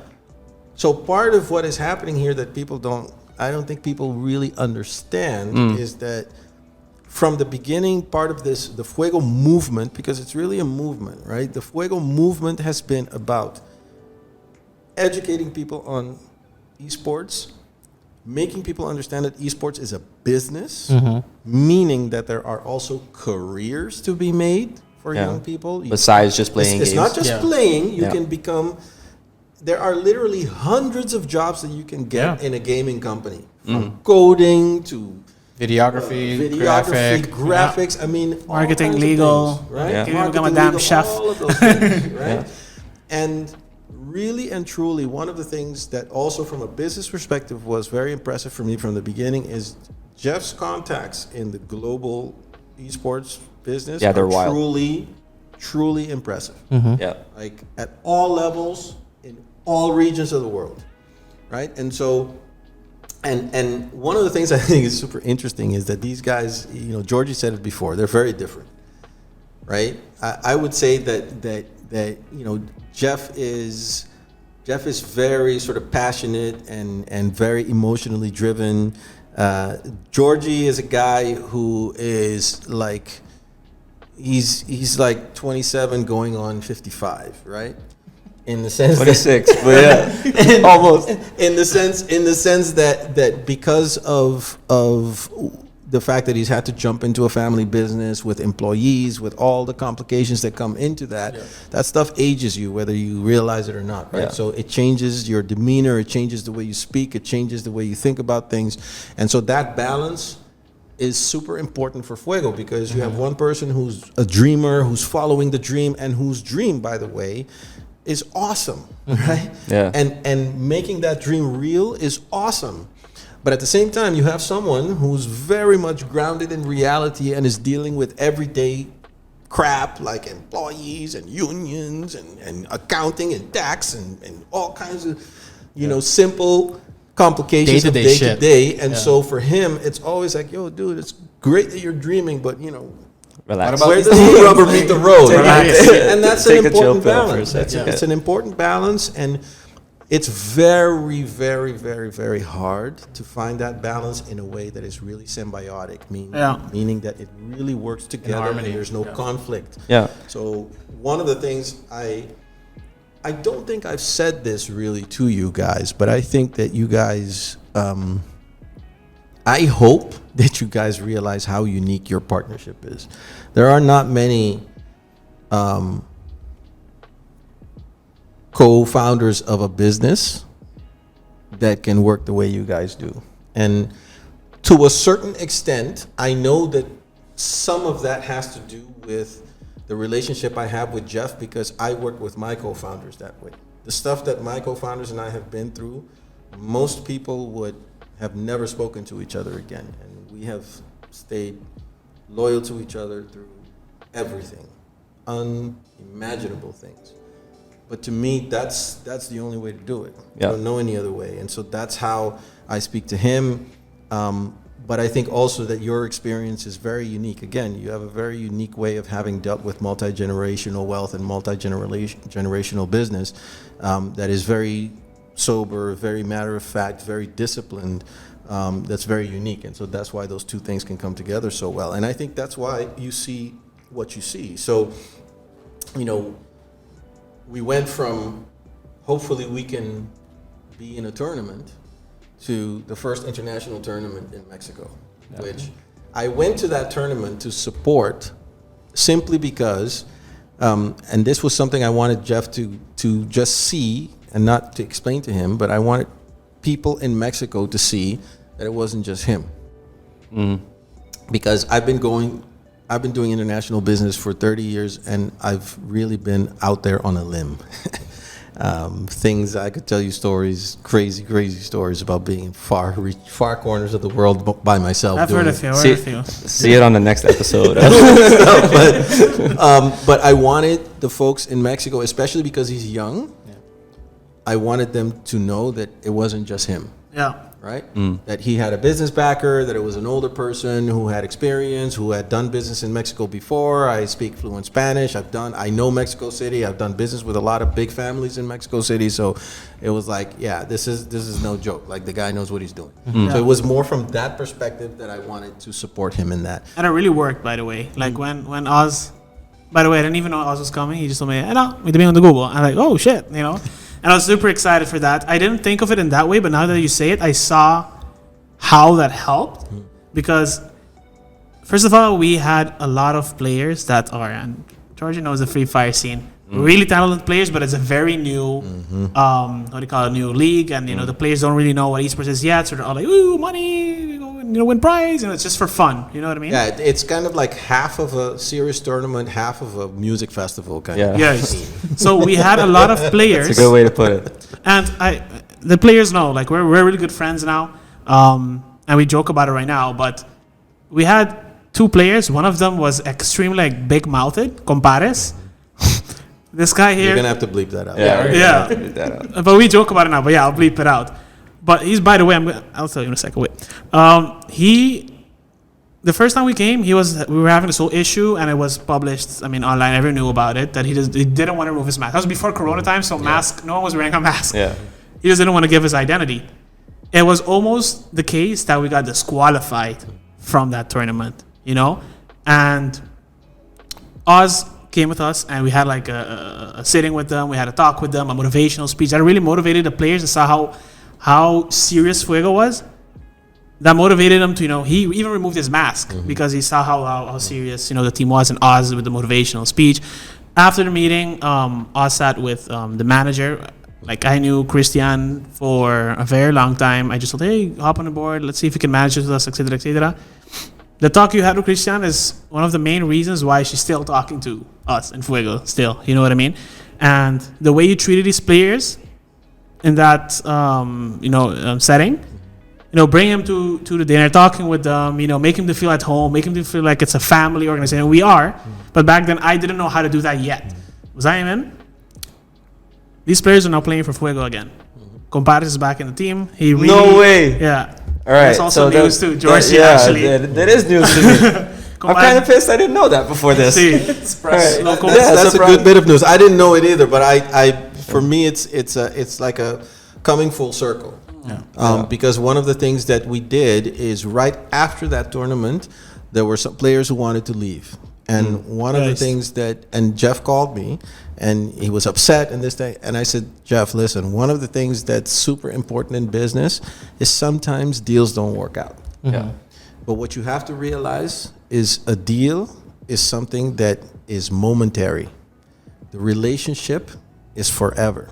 So if you ruin a relationship because of a momentary deal, you're ruining your business. Yeah. So what we did is instead of making it a problem, I said, treat these people as good as you can. So he went out and found good teams for them to go to, made sure that they were being taken care of in those teams, told those teams, hey, we pay them this much, so you have to pay them at least that much. And so as a result, even though they were leaving, it was like, oh man, like Fuego took care of us. Yeah. Right? When you're leaving a company and the company treats you like that, that's when you come back. Yeah. 100%. Because you remember that shit. And you go, hey, un día me te back in now. You know what I mean? So that was one of the things that was super important in that learning experience of, we had a good tournament. We didn't win, but we had a good tournament. But for some reason, things fell apart afterwards. And it was like, whoa, that doesn't mean we burn down the house. Yeah. So indeed, Comparis is now back in the team. That's awesome. Bij deze. That's really, yeah, thanks. Appreciate that. He's Yeah, no, it's good. Yeah, he's a really strong player and he's very known in the scene. And he changed a lot as a person as well and everything like that. Yeah. So yeah, we're ready to go to Singapore. In Jeff's defense, by the way, I like literally did not touch my phone yesterday. So even if he wanted to tell me, he could not get a hold of me. I So knew his salaries are sacred now. Yeah. Listen, there's we also had, I think we had 2 different calls when the players wanted to leave. We had 2 different virtual calls with the players. With you were in the call the manager too? was on, I was on, and things like that, where we sent that message again of, listen, this and this and this is how we see things. We may disagree, but this isn't, it doesn't have to be acrimonious. We'll manage things well. We'll take care of everyone as well as we can, et cetera, et cetera. And so I remember this now, that call. I forgot about it. Showing them. I thought you were going to say difference. something about acrimonious. I've never heard that word before. So I thought Jeff was going to ask, but you're going to make me ask. What does acrimonious mean, my friend? Vijandig. Okay. It doesn't have to be war. Yeah, right? yeah. Showing them that maybe everybody else on the scene makes it into a soap opera, but we don't. We're professional. Yeah, exactly. So you want to leave? That's okay. We're not going to badmouth you, because why would I badmouth you? If I brought you into my team, it's because I thought you were good. Yeah. So if you're leaving, my loss, good luck to you. What can I do to help you in your next step? And by the way, you're always welcome back. Yeah. And that shows them the difference between us and the rest of the league. Yeah. The rest of the league, the novela, the Kidisimidasa, and online social It's media. ugly. Yeah. It gets ugly. We did nothing. What I do want to say is that even if this person is good, they might not necessarily make the team. And suficiente enough people have experienced that now over the past 2 years, because it's about family for us, right? And we talk about being a family and being friends. Exactly, finding that click. Yeah, finding that click, and unfortunately, if these players do not click with us, or we don't see their true intentions are good, or whatever, if they're not going to fit in, they're not going to fit in. Yeah, absolutely. So, but thank you for bringing that up, because I think people sometimes mistake treating people well with being weak or with not having any standards. Those 2 things are not mutually exclusive. So I have standards. I have how I decide who gets to be part of my team and who doesn't get to be part. But I never treat people with disrespect. Exactly. I never humiliate anyone for no reason. I never treat someone bad. Because first of all, they may not be good enough today. But you never know. But they may be great tomorrow. In fact, if you treat them well, they might go away and say, train, and I'm coming back so I can make it. I want to take that opportunity to give a shout out. I don't even know if I'm not going to watch the podcast because he's a player. He used to be a player. I don't even remember Tiki. Yeah. Tiki 444. Yeah. Tiki 444 was put as a substitute in the team. This he guy is the most respectful individual. He's Dominican. The most respected individual I've ever seen in the Free Fire scene. He was put as a substitute. Then we removed him from the team because the coach didn't feel he was fit. This man entered a team A's, in Free Fire League. And he won. took that at a motivation. He won and he went to freaking World Series as one of the strongest players. Tiki, shout out to Tiki. Asked him to join, but he has a better contract. So that's a good example I want to give. There's this guy here who was treated really well into Fuego. We didn't tell him, hey, you're bad, sorry, we can't have you. We treated him well. He left the team. He joined another a team, and he thrived and he became the top tier. And he told me, if one day I can join Fuego back, I will. But right now, I want to focus on. You gotta do what you gotta do. You gotta do what you gotta do. That's okay. Again, this is the difference between playing at being a business and actually being a business. Yeah. Okay. When you're a business, and especially when you deal with people who are the best, which is what you want to recruit into Fuego, you're not going to be able to keep everyone always. they're always going to get a better offer. One of the things that happens when you are in Fuego is you get into tournaments, you get deep into the tournament, which means people see you play, which means they're going to get offers. I mean, that's part of the game. And so what's important for Fuego is to maintain those relations, treat everyone as family, treat everyone with respect so that they always want to come back, because that's going to be the only way that you can maintain the quality and the brand of what is Fuego. That's what we've talked about so much, is, and also showing players that we're interested in more than just when they're clicking the knobs. So one of the other things we did that time in Mexico City was we were saying, okay, how is everybody getting home?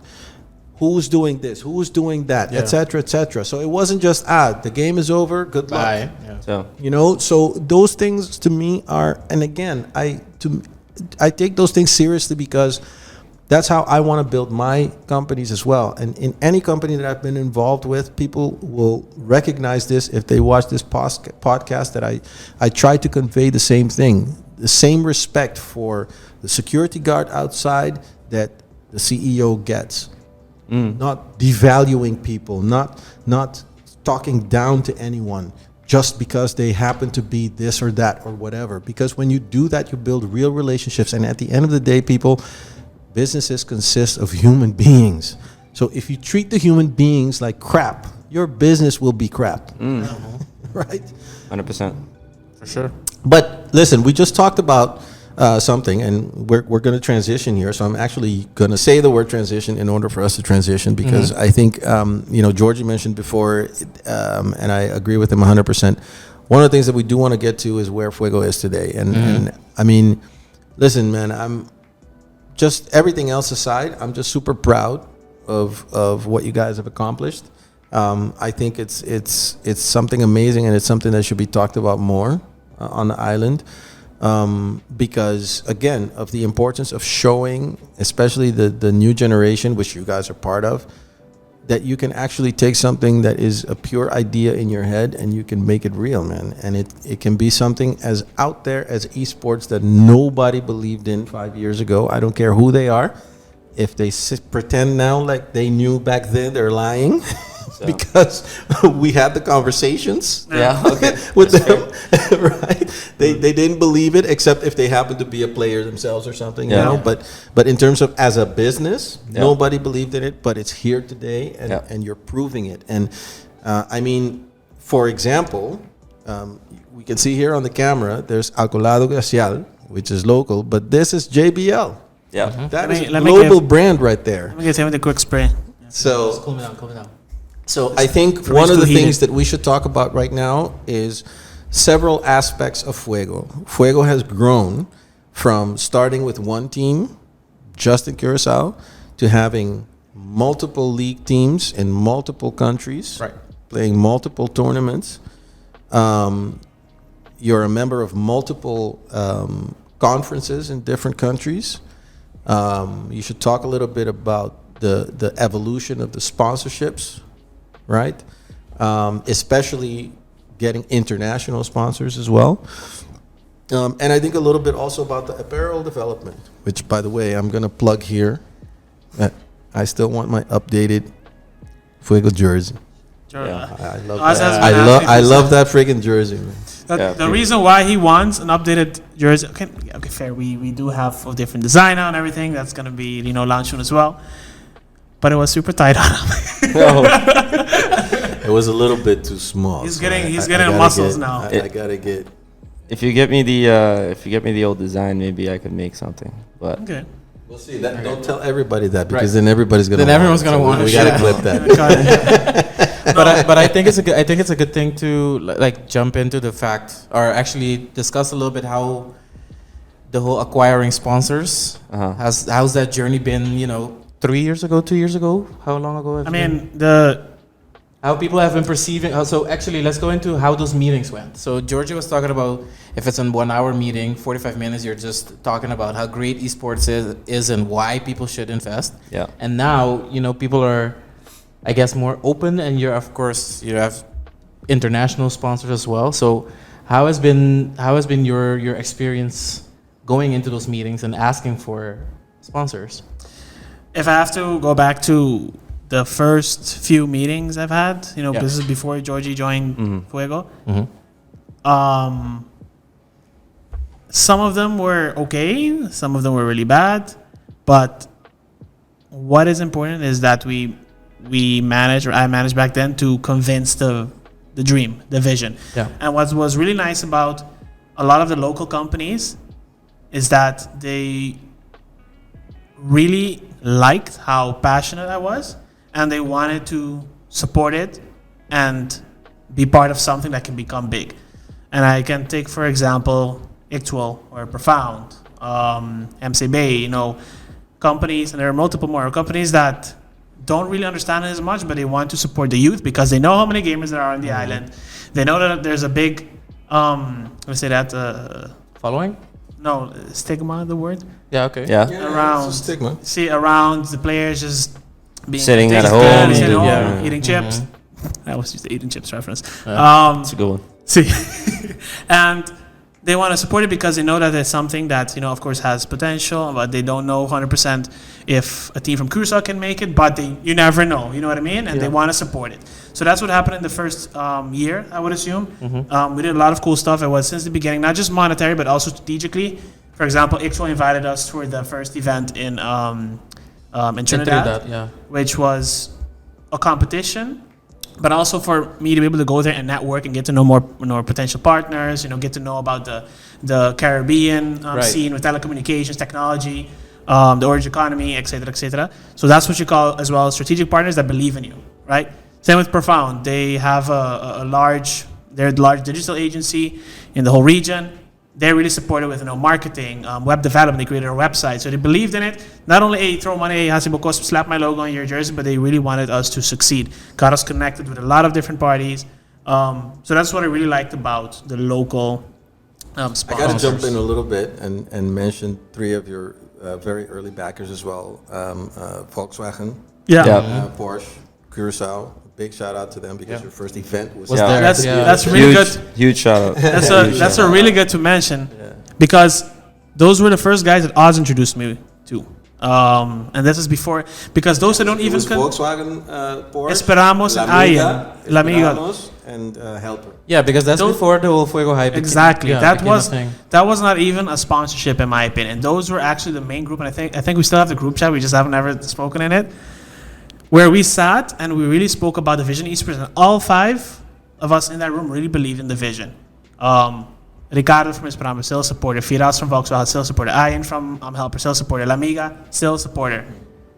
We're all still here, and we're all still seeing the growth of esports and how Fuego is, you know, thriving still in the esports industry. Yeah.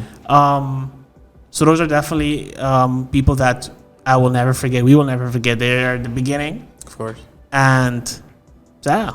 And there's going to be continued stuff. I mean, there was the whole tournament that Helper organized, and I helped that you guys participated in as well, and all that kind of stuff. And so there's going to be more stuff. I think again, there was a small group of people that believed in the beginning, and now it's just it's a whole movement, man. I mean, there's so much stuff to talk about. I mean, strategic partnerships in the Netherlands and that kind of stuff. Yeah. Not to mention, by the way, the headquarters we're currently sitting in right now is a building owned by Esperamos. Ricardo from Esperamos they're a supermarket, you know what I mean? Yeah. I've never seen any other supermarket in the whole esports region around the world that supports an esports team. Yeah. We've seen like foodstuffs, right? Yeah. Like See, Oreos, for example, or something like Dorito, that. whatever. Absolutely. Doritos does a lot. Yeah. Yeah. He has Totino's pizza rolls. that as well. Yeah. It's a big one. Yeah. It's really, who's responsible? 100 Thieves. 100 Thieves, yeah. So Ricardo Esperamos has no reason to support Fuego at all, in terms of from a business perspective. But he's been one of the most loyal supporters since the beginning. He hooked us up with his headquarters. We transformed into this beautiful headquarters today. This headquarters reveal will be out soon. Yeah. And I appreciate Ricardo so freaking much. And there's so many more of those people, you know, that really has supported Fuego since the beginning. Yeah, listen, and there's been so many different things. I mean, there was, La Amiga was supportive with a lot of equipment and those kind of things from the beginning. Like I said, space. Volkswagen was Space too, yeah. Space. Not many people know, but the headquarters was going to be in one of the La Amiga buildings that they exactly. own. Right. Exactly. Exactly. You did pop-ups. Yeah. At Koningsdag and that kind of stuff. That was also gave away with La PlayStations. Amiga and with Helper. Exactly. And, so and The equipment also, we're using, by the way, is from La Amiga as well. exactly. So the equipment here is from La Amiga, and also not to underestimate also the discussions, because those were also learning moments. Growing There moments. were some heavy discussions, arguments, and all those kind of things. But again, all of those were learning moments of, hey, okay, when I do this, this happens, etc. This is how I have to handle it. This is how I manage. All of those things are part of people coming together to support. So, the reason why I think it's so important to mention these things as we go on is to show, because sometimes it comes across as there's no entrepreneur community at all in Curacao, and there's nobody willing to support. No, at there's all in so Curacao. many. And it's not true. No. There are many people who are willing to support. I think and that's why I think this podcast is so important. Is that hopefully many of those folks are willing to come forward, have a conversation, and talk about these things, because there is a very vibrant entrepreneurial community, especially among the new generation in Curacao. And there are people willing to help, people willing to support, people do understand that in the beginning, listen, it's risk money. It might not work. But if somebody doesn't support it, then it's definitely never going to work. So and there's so many opportunities here in Curacao that can also scale to the rest of the Caribbean. That just people don't really think about. In my opinion, at least, I always tell all my friends that are like, I don't know if I should come back to Curacao. It's not my thing. Like, what am I gonna do? I get it. I understand. But I do always say that if you're in a field of technology, like one of my best friends right now is doing cybersecurity, right? One of the parts of cybersecurity. So he can't live anywhere, unfortunately for him.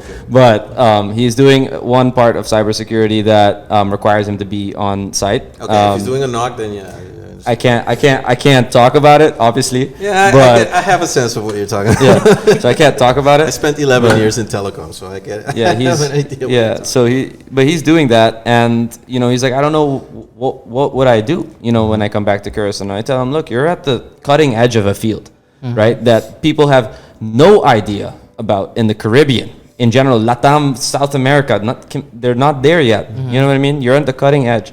So if you work there for 5 to 10 years and you take all of that experience, bring that knowledge, and then you become the leader here in Curacao, and then scale it out to the rest of the Caribbean. You find the strategic partners you have on Curacao, which there are many. There are tons of IT companies here, tons of big brains here in Curacao, and you just scale it. Then you become a leader, and not only that, you're doing something that you love, that you've done for the last 10 years of your life, but now it's your own business. And on top of that, you can now give opportunities to the others that are coming up at the same time.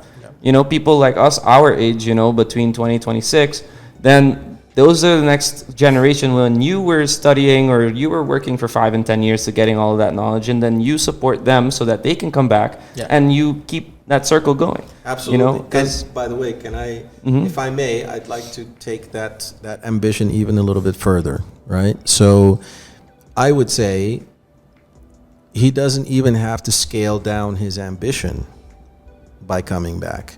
Because one of the things that we're trying to show with Fuego, with my fintech business and some other fintech businesses and other types of tech businesses down here, is that you can start a global company here. Yeah.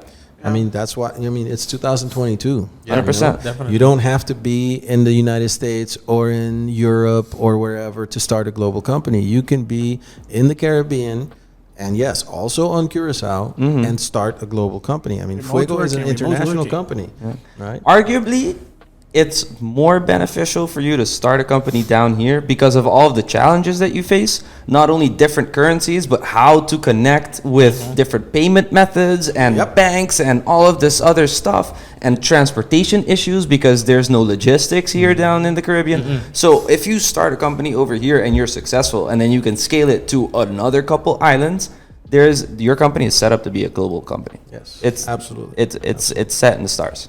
Honestly. Yes. But going back to the whole sponsorship. Oh yeah, sorry. No. No, it's good information. At least. Some of these sidebars that we have, and I keep sort of referring to folks that are watching this, and I hope a lot of folks watch this. Is some of it is tips. It's information. Yeah. It's letting very you valuable know ones. different things that can be done. You know. Yeah. And before Jeff continues, I do want to say, you called me a 55-year-old guy and like a 26. I relate to that so much, because I feel I always felt like I was a risk taker, but at the same time, like I've always been super mature for my age, let's say, or that's what other people tell me, and I've started to realize it a lot more as well. Was that a cat? Yeah, it's a Nice. fat cat that's always here. That's good. Hey, that's life. That's when you exactly. record something live. happens. It's all good. And I like to think still that I'm like a risk taker, you know, compared to like other people in my family, let's say, or the older people that are in my family. Yeah. And then I meet Jeff, right? And then he does certain things, or he wants to make certain decisions, and I'm just like, dude, I don't know if my risk tolerance can take that. So it's good because he pushes me from that other side as well. You know, because he's You guys just like, push each all right. other, and that's exactly Yeah, the it's a kind push of- and pull. Yeah. You need that yin and yang, and Yeah. and it's hard. Like I said before, it's not easy to find, and I want people to, like we were referring to before, that there are going to be different versions of this podcast, right? There's going to be some shorter versions, and there are going to be some longer versions. For anyone who's watching this, who wants to really understand the inner workings of how co-founders should be working together, how the complexities of those kind of things and how it comes about, I encourage you to watch the longer version, because we go into that with Jeff and with Georgie. And I think it's important for you to listen to that and take notes from it, because one of the mistakes that we tend to make early on in our entrepreneurial lives is picking the wrong partners. And a lot of times it's because we pick too fast. We pick, this person is exciting, or this person has money, or this person is cool. Or he's my friend. Or that's the worst Yeah, one. that's the No, worst he's my friend, or she's my friend. So, You know what I mean? So- So hopefully, again, watch the short version, but if you really want to get in depth, watch the longer version and the parts where we talk about how these two guys meet and how they balance each other out, because I think that's part of a really important lesson in making the right initial steps in building your business. yeah. Great. For sure. So partnerships, you were talking. See, no, we were talking about the meetings we had in the beginning. Of course, we had, you know, the big supporters since the beginning, which is who we spoke about. Then we had the start of the looking for the partnership side of things, which is when I mentioned, you know, MCB, Profound, Actual, etc. Yeah. And then now moving to this year, we, of course, by the way, we also had a lot of project-based sponsors. Yeah. So whenever we had a specific partner, a specific event that we wanted to execute, then we would go to, you know, a lot of people in our network that we know and see if they're able to support us through that one. And we always get, you know, a lot of support for that as well. But moving into this year, the past year, of course, as well, we signed our first international partnership, which I actually want Georgie to explain a bit about that one, how we managed to get JBL on board. Yeah, so we were actually introduced to JBL by La Amiga, right? Yeah, we by got Gautam. by Gautam. We got the contact from them, and then we were in like an email chain. Okay. And I don't quite remember how it went, but I remember we had set a meeting, Yeah. right? And I don't even think Gautam was in the meeting. It was Oh. just us. We- And we gave them a presentation, our regular presentation about what is esports and all of this stuff. And obviously they knew what esports was. So Yeah. it's probably, you know, going back, I would have not talked about that, but still, you know, learning. And they were really excited. From the first time, they were like, dude, we've been looking for a team like this in the Caribbean for a very long time. They literally told us that, because I know, by the way, JBL doesn't sponsor or partner up with an esports team very fast. there's 2 teams right now globally that JBL is working with, esports teams. That's 100 Thieves from North America, which is, by the way, one of the biggest yeah. esports organization from the United States. And then there's Fuego. Yeah. Wow. And That is so awesome. To me, that's like one of the things that, again, folks watching this, people watching this who have the ambition of creating your own business. Again, you don't get it overnight. No. Like Jeff said, it's been 3 years. Blood, sweat, and tears. But it's possible. Yeah. It's possible. Yeah. Yeah. And we just had a meeting with them a couple of weeks ago, and they told us that they were actually going to stop working with another team, or they did stop working with another team that they worked with in our region, just to focus the entire efforts on us. Yeah. Which is fantastic. By the way, I want to bring that back to something that, again, hope one of the things that people write down is listen between sentences. I keep saying that word, but it's important.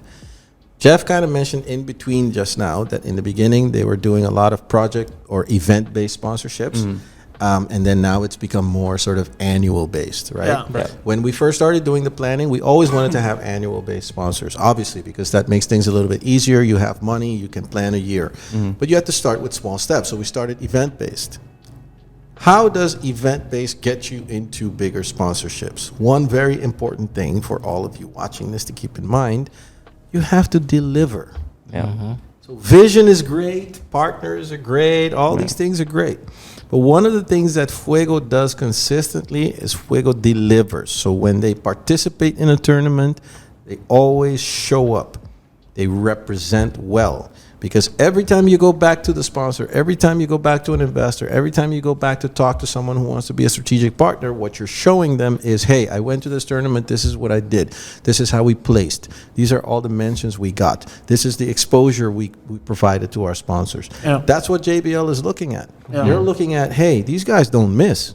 Every tournament they go to, they perform. Yeah. And If- that's what makes you worth more than the other team that they dropped. Yeah, it's- And so I want people to also let's not forget, again, it's not all glitz and glamour, it's not all being friends and da-da-da. That's part of it. But the other part is you better friggin' deliver. Yeah. I mean, Jeff sits behind his computer for a lot of hours a day. Like, he's not gaming, definitely not gaming anymore, Yeah. but he's definitely It's been a working. while. And we have to send a report to JBL every month. They ask for a report every month. They went through a transition period, so we didn't have as many meetings, but we used to have a meeting every 2 weeks to keep Every up week. with. Was it? No, it was every 2 weeks. Okay, no, we changed it. It went Offi- bi-weekly. Bi-weekly. Yeah. Like official meeting with all of the people involved, all the stakeholders of JBL Right, involved yeah. was every 2 weeks, and then we would have weekly meetings with With the the marketing representative, yeah. representative. Yeah. Yeah. And which is great, by the way. Pablo has been fantastic. He's not even the JBL marketing representative. He's like one of the guys that works for one of the creative agencies or marketing agencies The that JBL they works work with. with. Okay. So, and he's been such a great, I have to make a comment. That you might want to cut that out. yeah, probably. Yeah, I also thought Because that. that guy is a strategic weapon for you. So Yeah. Yeah, probably cut that out. But either way, no, but it's a Yeah. it's been great, and he's given us so much advice. Yeah. And Yeah. with JBL, they mentioned to us, because again, they work with 100 Thieves, right? And of course, when you're a region that's developing, of course, esports had late development in Latin America and the Caribbean and Central America, they look at what 100 Thieves is doing, and then they want the same in their own region with the esports teams they affiliate with. They told us the quality we were receiving from the team we're talking about is nothing compared to what Fuego is. And that organization, by the way, is like very big Large. in Mexico. They're Relatively really big. large. They're a subdivision from a bigger team in Spain, so huge. Less and the details. quality, and the quality we deliver is what impressed them. Oh, The wow. videographers we work with, the editors we The work with, professionalism that we have We when have. we talk to them, and excellent. yeah. they love it. And that, for a company like ours, we're very small compared to what we want to become. We've gone through a long road and we've gone pretty far. But to hear that from an international partner that has worked with a company like 100 Thieves, that is truly amazing. Yeah. But I also want to, again, sometimes, we say things and I don't want these things to get lost in what we're saying, right? You just said that an international brand that is huge in gaming, right? Because JBL is huge in gaming, right? Told you that the professionalism that they receive in the quality material that you provide them, the quality of the meetings, the conversations they have with you guys is top notch. And that's why they want to make you their main focus for this entire region. So again, for those people watching, we are capable of these things. We have to stop talking about ourselves like we can't. We can do anything we want. But we have to be disciplined. We have to be committed. We have to be driven. We have to deliver. No excuses. Deliver. We've had conversations like that in the beginning. We had a lot of those kind of conversations where I was like, Jeff, there's no excuses, my man. Got to deliver. Everything else falls apart if when you go to the tournament, it's a disaster. And that means that you got to make sure you got the right players. You got to have a manager for the players. You got to make sure you're looking after the players, et cetera, et cetera. So, I want, one of the things I want people to understand is that, when you see the material side of these things, you see us sitting at this table and these cool chairs and the glitz and the glam. the glitz and the glam that they see on camera. Behind that is an enormous amount of work, and that work is not un pare que local está haciendo un co. No, that work is professional work at international levels. That is what Curacao is capable of producing. So let's understand our capabilities. Let's understand our potential, because I think that we can do this in many more areas, 100%. Not just in esports. For sure. So I just wanted to kind of pause there for a minute to let that marinate for a minute, man. That JBL is like, nah, we dropped that other team because you guys are just more professional than they are. Damn it. Yeah. From sitting on the patio at Triangle, Having a nice lunch. with no money, still a little bit of headache from retina issues, saying, I want to try it again. I think I learned what I did wrong, and I think we have an opportunity to do it better, which, by the way, turned out to be true. So, by the way, everyone watching, that's the other thing. When you're an entrepreneur, you're selling a vision. One of the things that you have to do is whatever you claim, you have to make that happen, because at the end of the day, that's what you get evaluated on. Yeah. And sometimes it takes a long time, especially if your vision and what you're trying to do is truly cutting edge. It doesn't happen in 6 months. It doesn't even happen in a year. It's been 3 years and these guys are still building. Yeah. You're seeing it materialize. 100%. To wrap up today's podcast, I actually want to know, I think a lot of people will be interested in knowing, where is Fuego today, and what are you guys looking forward to in the near future? I think Jeff can. So partners wise, we actually have, and the partnerships haven't been announced yet. I don't know if it's going to be before this podcast is released or after, but it will be released soon. So you might be in the future, you might be in the past. We closed a few very important partnerships. And I say important because it is really for what we stand for, a strategic partner, for what we are going for, what our goals are. I'll say one word, Curacao. And I'm really happy with those partnerships, and I can't wait to announce them and all the work we're going to be doing this year. But from aside from partners, also what esports. What's going on? So we're currently competing in 2 different leagues. We're competing in the Elements League now, which is the Tempest League, what it used to be. It got taken over by LVP, Liga de Videojuegos Profesionales, a bigger company, third-party organizer that hosts these national leagues for Riot Games. Okay. Way better production already. I'm super happy with how it's going. Yeah. We're hitting very high numbers in viewership. That's super cool to see. Brings more value, of course, for us as Caribbean organizations. We're 3-1 right now. We're 3-1 right now. So we're tied for second place. We're doing really well. Tomorrow's our next match. Okay. And we're also competing in the Free Fire Pro Series. We played last year. We placed third place. And we were invited again to automatically qualify into the group stages because we were top 6, which is very nice. And the cool news about this is, if we win first place, and I generally think we can win with the roster we just closed, including with Compares, we're going to go to Singapore in the World Series. And that's where the biggest numbers are at in terms of prize money and viewership. That's where everything is at for Free Fire. Wow. And I'm super excited, and I really, really, really want us to get there because Georgie knows, Oz knows, I've been saying since the beginning of Fuego, I want to be on whatever stage. I don't care which stage it is, but I will put that Curacao flag on a stage and raise it up high.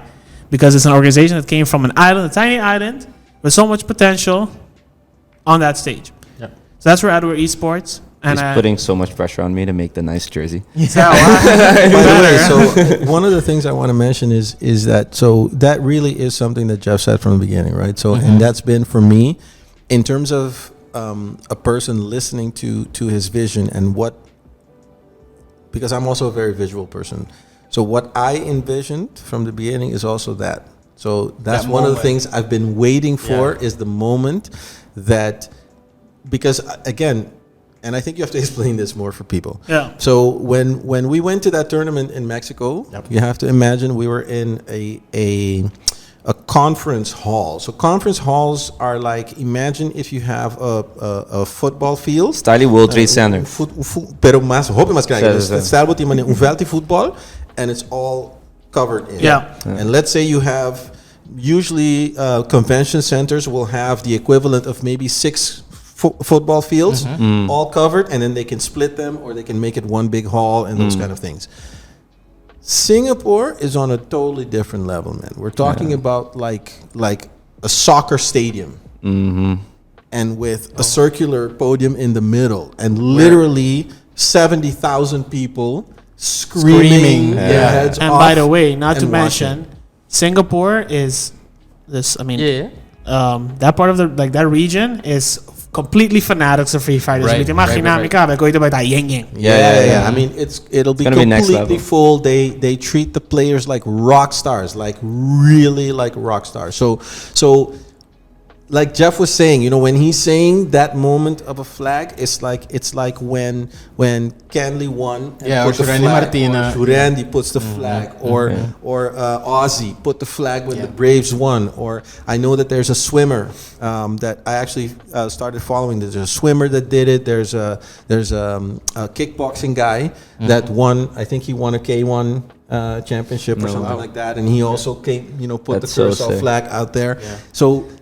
You want to have that moment. That moment, man. It's been in my head ever since we had the first conversation. Yeah. I was like, we're gonna have that moment, man. We're gonna have that moment. Yeah, for sure. And I can definitely relate to that as well because I played college tennis, and all of the people that played with me in college tennis can tell you, I used to travel around in my tennis bag with one of those small Curacao flags. Right. Yeah. Every time I would take out my racket, the flag would like fall on my bag or fall on the ground. I'm like, crap, it can't be on the ground. It's the flag of Curacao. And so I get all stressed out and I put it back in my bag. So like I wear that really proudly on my sleeve. Everybody knows, although I do sound like a guy from Miami, unfortunately, when I speak English. It's like me, man. Yeah, it is what it is. But no, it's been one of the shared goals that we've had for a very long time. It's to put Curacao in the forefront of everything that we stand for, and show the people that, you know, not only are we from a small island that is Curacao specifically, but from any small island in the Caribbean, people can do, you know, stuff Big like things, this. yeah, Big definitely. things. Because there's so much talent on this island, and I'm sure there's so much talent on so many other islands. It's just very difficult to get it out. Yeah. And you know what I don't understand? I don't understand why that doesn't get people excited, man. Being from such a tiny place, do you understand that, you know, when I've been privileged enough to, you know, do business in mainland China, do business in Singapore, do business in Hong Kong and faraway places, you know, and I go into those meetings and I get to spend 5 minutes, 10 minutes sometimes explaining to people where Curacao is. Yeah. Right. And at the end, they always go, wow, how did you make it here? Yeah, from and there?" why did you even Yeah. come? And Why would you leave? And then I get to tell them, listen, man, there's more people like me there. we have these amazing capabilities. Like you said, it's because we're from a tiny place. We have to speak multiple languages. We have to understand multiple cultures. We have to understand how to work with everyone because we don't have other options. We're from a tiny place. So I get excited about these things, man. Yeah, and the fact that people don't see the actual potential in, you know, growing up around people that speak different languages and different cultures, and how special that actually makes us. You know, when you we take it for granted. We do, and the fact that, you know, a tourist has to tell you, "Wow, you speak 4 languages." Yeah, and we're like, it's okay. It's fine. No, let me tell you guys something. So one of my best friends from boarding school, who actually tragically passed away a while back, but he was from Tanzania, right? Okay. From what? Tanzania, East Africa. He was from Dar es Salaam, and he actually visited Curacao.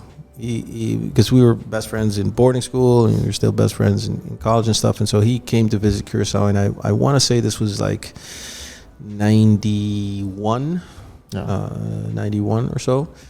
And, you know, in those days, African music was not super popular here like it is now, right? African pop, right? But this guy, he came and visited, and he went to a much better school than I did, and his roommate was a Jewish American guy, and the two of them came down, and they were here for New Year's. Okay.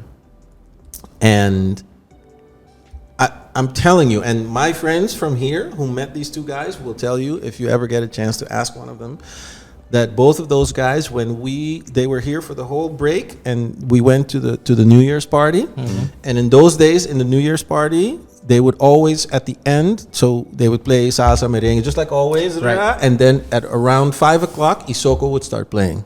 Okay. That guy, he literally was crying. He came to me. He said, "This is the greatest thing I've ever experienced in my life. You guys do everything. Now you're playing African music. How do you guys play and dance to everything? I've never seen a group of people dance to every music from the planet." So true. And we don't understand. We don't recognize this guy. Him, it was so emotional that he was crying about how beautiful he thought it was, right?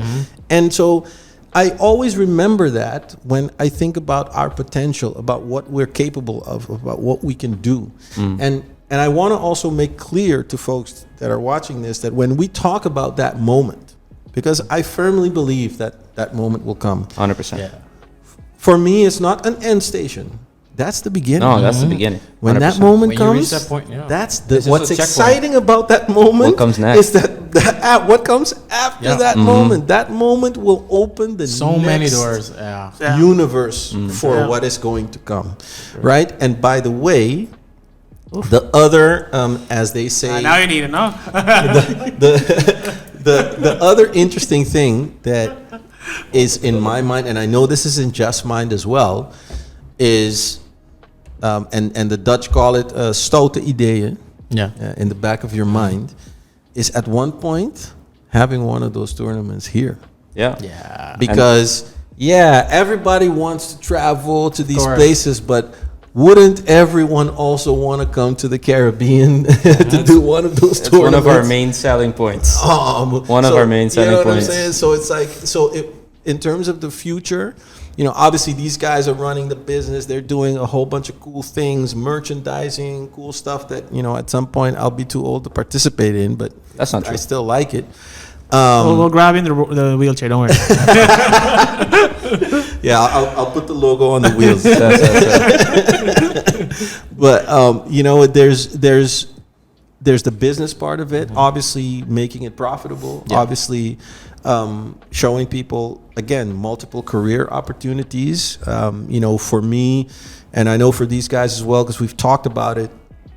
Success is not just Fuego winning tournaments. Success is Fuego creating an entire generation of professionals on this island. Some playing the game, some designing games, some working for gaming companies. I mean, how cool would it be at some point that there is an internationally played game that was made originally in Curacao? Right? So Fuego is the first. My name is Semilla. It's the first seed that is being planted, and right now the plant is maybe this big, right? It went from an idea, now it's a real plant. Yeah. But that plant Just a sprout. Yeah. tem que vir é palo grande ainda. Então, desenhos também no peso. For me, man, it's super exciting. Like I said before, I'm super proud of these guys and where they've taken things up until this point. But I'm even more excited about where it's going because, when he announces some of the partnerships that they've been working on lately, I mean, some of those are things that even I'm like, wow, man, I didn't see that coming. So, it's really super exciting. So in that same light, talk about merchandise and future. So I went on Geek's stream a couple weeks ago, week and a half ago. Didn't tell Jeff. And I was like, all right, who wants some sneak peeks? Who wants some information, right? There were like not many people, 17, 15 people. It was not that bad, right? I was like, who wants some sneak peeks, some merchandise? All right, so we had received our first merch drop in 3 years. Yeah, 3 years. Since You mean like any type of merch? Yeah. Like where we sell? yeah. Yes. Yeah, Koningsdag 2019. Yeah. 19. Yeah. So 3 years, right? First merch drop in 3 years. Got to the island. It's here. It's here. It's here? It's here. Oh. So we're Before you leave. we yeah. need- We're don't worry about it. Don't worry about Komt it. goed, komt goed. All right, we'll get you some. So it's on the island, and I told them this in the chat like a week and a half ago. Chat went crazy. And there were people asking like, hey, can you order this online? Can you send this everywhere and stuff like that? And like we had spoken about before, we're just not there for this merch drop, but we have 4 or 5 months after this to work on it. That merch drop is ready. It's here. It's done. It's happening. Jeff is setting it up to make the reveal and all of that stuff, and then we'll figure out the right timing to drop it so that people can come and find what they have to purchase. Awesome. And be part of the movement.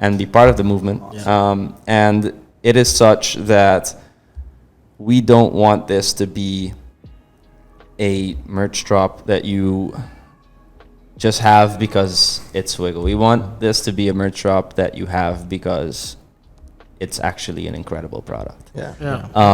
And I can say with all certainty that I think people will be surprised. And it's an incredible product. I'm excited already. I'm not like, so. And by the way, one of the things I want to tell people is I always wear, and Jeff knows that this is I do this religiously to a fault, and I think Georgie knows this as well. I will always support local stuff. I mean, I'm wearing Aldo Joseph right now. I wear it when I travel. I expose it to the world, and I always get comments, right? People, cool shirt. What is that? This, that, thing. Every time I wear Fuego stuff, one of the reasons I want a new jersey, because that one that was too tight for me, I wore that on a flight from Curacao to LA one time. And I could have sold at least a dozen of those things on that journey. Walking through Miami airport, landing in LA, and people asking me, what team is that? Nice. So, you know what I'm saying? Like, so for me, we're getting geared up, right? Man, so it's gonna be, we're ready. He's ready. So we're ready. The jersey sample with the new manufacturer has been done. It's here. It's in Curacao. We have a meeting about it on Tuesday afternoon, so that we can finalize the second sample, because obviously we're not going to just do something that's we're going to perfect it, and we have a little bit of time. Exactly. Always, so we're going to drop that in a couple months. I'm going to do my best to do it as fast as possible, but you can't you have to trust the process. Yeah, so you can't sorry rush about that. perfection. Trust the process. We had a couple problems last year with the manufacturing and all of that stuff, and I sat here together with Jeff, and I was like, Jeff, we can't do this. We just can't. And I'm sorry to everybody, but listen, sometimes you just can't do it. There's one of the tough lessons you learn also in these kind of things is you only get one chance to make a first impression. Yeah. So that first big drop has to be. Listen, it's not going to be perfect because nothing can ever be perfect. Yeah, of course. But it has to be something that at least for you guys, you put it out there and you can say, I'm proud of this. Yeah. And someone might not like it or whatever, but I'm proud of what I put out there. That has to be the case. Never put it out kind of doubting why you put it out. No, 100%. That first drop, And I already know what our second limited jersey is going to be. See, this is Georgie versus So versus that Jeff. This is the difference. So Jeff is going to be excited. He doesn't know the details of that. Yeah. So he hasn't seen the designs. I know about the first jersey he knows about. the jersey we're gonna have, like a traditional jersey. Like. The But main see, jersey. can I Either way, just yeah. interject? Because I love this. So again, when you guys edit this, I want you to show the first part of the conversation when Jeff was talking about esports and the tournaments and where that's going. Right. And now you see the balance with the merchandising and how Georgie's doing that. See, that's the secret to the sauce. Yeah. Sauce. what I'm For saying? sure. George's favorite word, the sauce.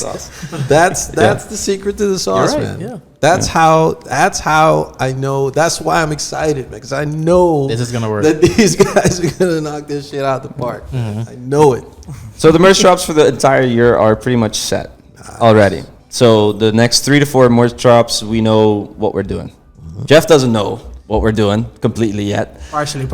but I like to be excited too. Surprises. yeah, But you can't know everything. Just like he doesn't know everything about that. It'll be too much. It'll be too much Yeah, excessive information, left and right. Exactly. You guys trust each other. exactly. Yeah. So it's pretty much done and set in stone what it is that the direction we're gonna go. And we're working on it, so that's coming. And then over the next 6 months, I am going to make it my job to find a way to get it to people that are not on the island. So that's We'll solve that. We'll solve that. that's the next step. Well, I mean, I can do it. That's the problem is not doing it. The problem is doing it in a cost-effective way and efficient way to people can get their stuff on time. So it's gonna happen. It just depends on how things go over the next couple months. And so I'm not talking about if it's gonna happen. I'm talking about when and how easy it will be for everybody else, right? Because it's gonna happen, and there's gonna be different stages of ease for the consumer, for the people that support us, to see how easy you can get your stuff and how fast you can get your stuff. So it all depends on the next couple months, but it's gonna be great. So don't worry about that. That's the merch part. In terms of where we're going next for the year in content that I can speak to a little bit. Right, we're gonna be doing a lot more community things, which I'm really excited about because I don't expect another lockdown on Curacao. I'm gonna put it out there now, knock on wood, but I can't imagine. Right, last year I thought we were going to. I talked to Jeff about it in the beginning of the year when everything was open. I was like, "There's no way. There's no way we don't." Right, it's gonna happen. We saw it before in other countries. There's no way why we're gonna be different, right? This year, I don't think that is. It might, right? But I don't think it's gonna happen. So we are planning on a couple of different things with a couple of the different partners that you guys don't know about yet, probably, right? And I'm really excited about that because Jeff is working his butt off, and the rest of the team is also working their butt off, and we're trying to figure out how we can do it the best way so that everybody can enjoy being part of our community, being part of our Journey. family. Awesome. Yeah. Awesome. By the way, as a part of the conclusion of the podcast, we've talked several times about how this started with you talking about a vision and there being nothing more than just pictures in your head. How many people including players, are involved in Fuego now? I lost count. Nah. 24. I think if you have to add all of the content creators, the Fortnite players, Of course. All the players, We're all around the content 30. people. Around 30. We're around 30. Again, Free Fire, you don't know much. Give and take, yeah. See, give and take 30 members. Yeah. And around, I wouldn't want to say the world, but a lot of different Globally. countries in our region. See, Jamaica, Dominican Republic, Mexico, United States, Netherlands, Curacao, Aruba, Bonaire. Again, those of you taking notes, we went from 0 to however 6. many countries you just mentioned, 30 Yeah. people involved, Yeah. Sure. international sponsors, local sponsors, strategic partnerships. It is possible. Yep. It takes hard work, it takes dedication, it takes support from other people, it takes delivering on the vision that you communicate, but it is definitely doable. So we reached the end of today, and of course, this was a very, let's call it, fruitful conversation. A lot of nuggets of knowledge, and I thank you both for being here and sharing your side of the story, and of course, Jeff for sharing his side of the story of how all of this happened, and of course, Oz for, all the entrepreneurial, let's call it, tidbits and what not to do and things to do and Good things to look insights. out for, the insights.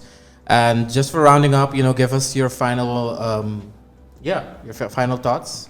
Yeah, no, I mean, I think first of all, I think it's great that you guys are going to do this, are doing this podcast. I look forward to watching other episodes. I look forward to a lot of folks participating. I hope that it's not just folks with so-called experience, because all of us are still learning. I'm still learning. I still make mistakes. I still fail and fall down and get back up all the time.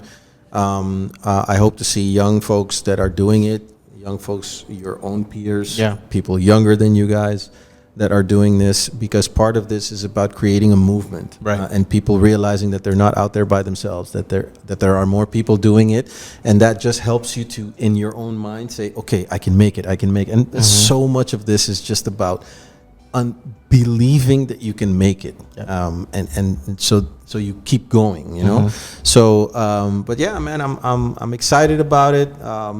Anytime that I can contribute, whether I'm on the island or I'm traveling wherever I am in the world, if I can contribute, I will. I'll do my best, and I hope also that we can get a few Curacao entrepreneurs in the diaspora.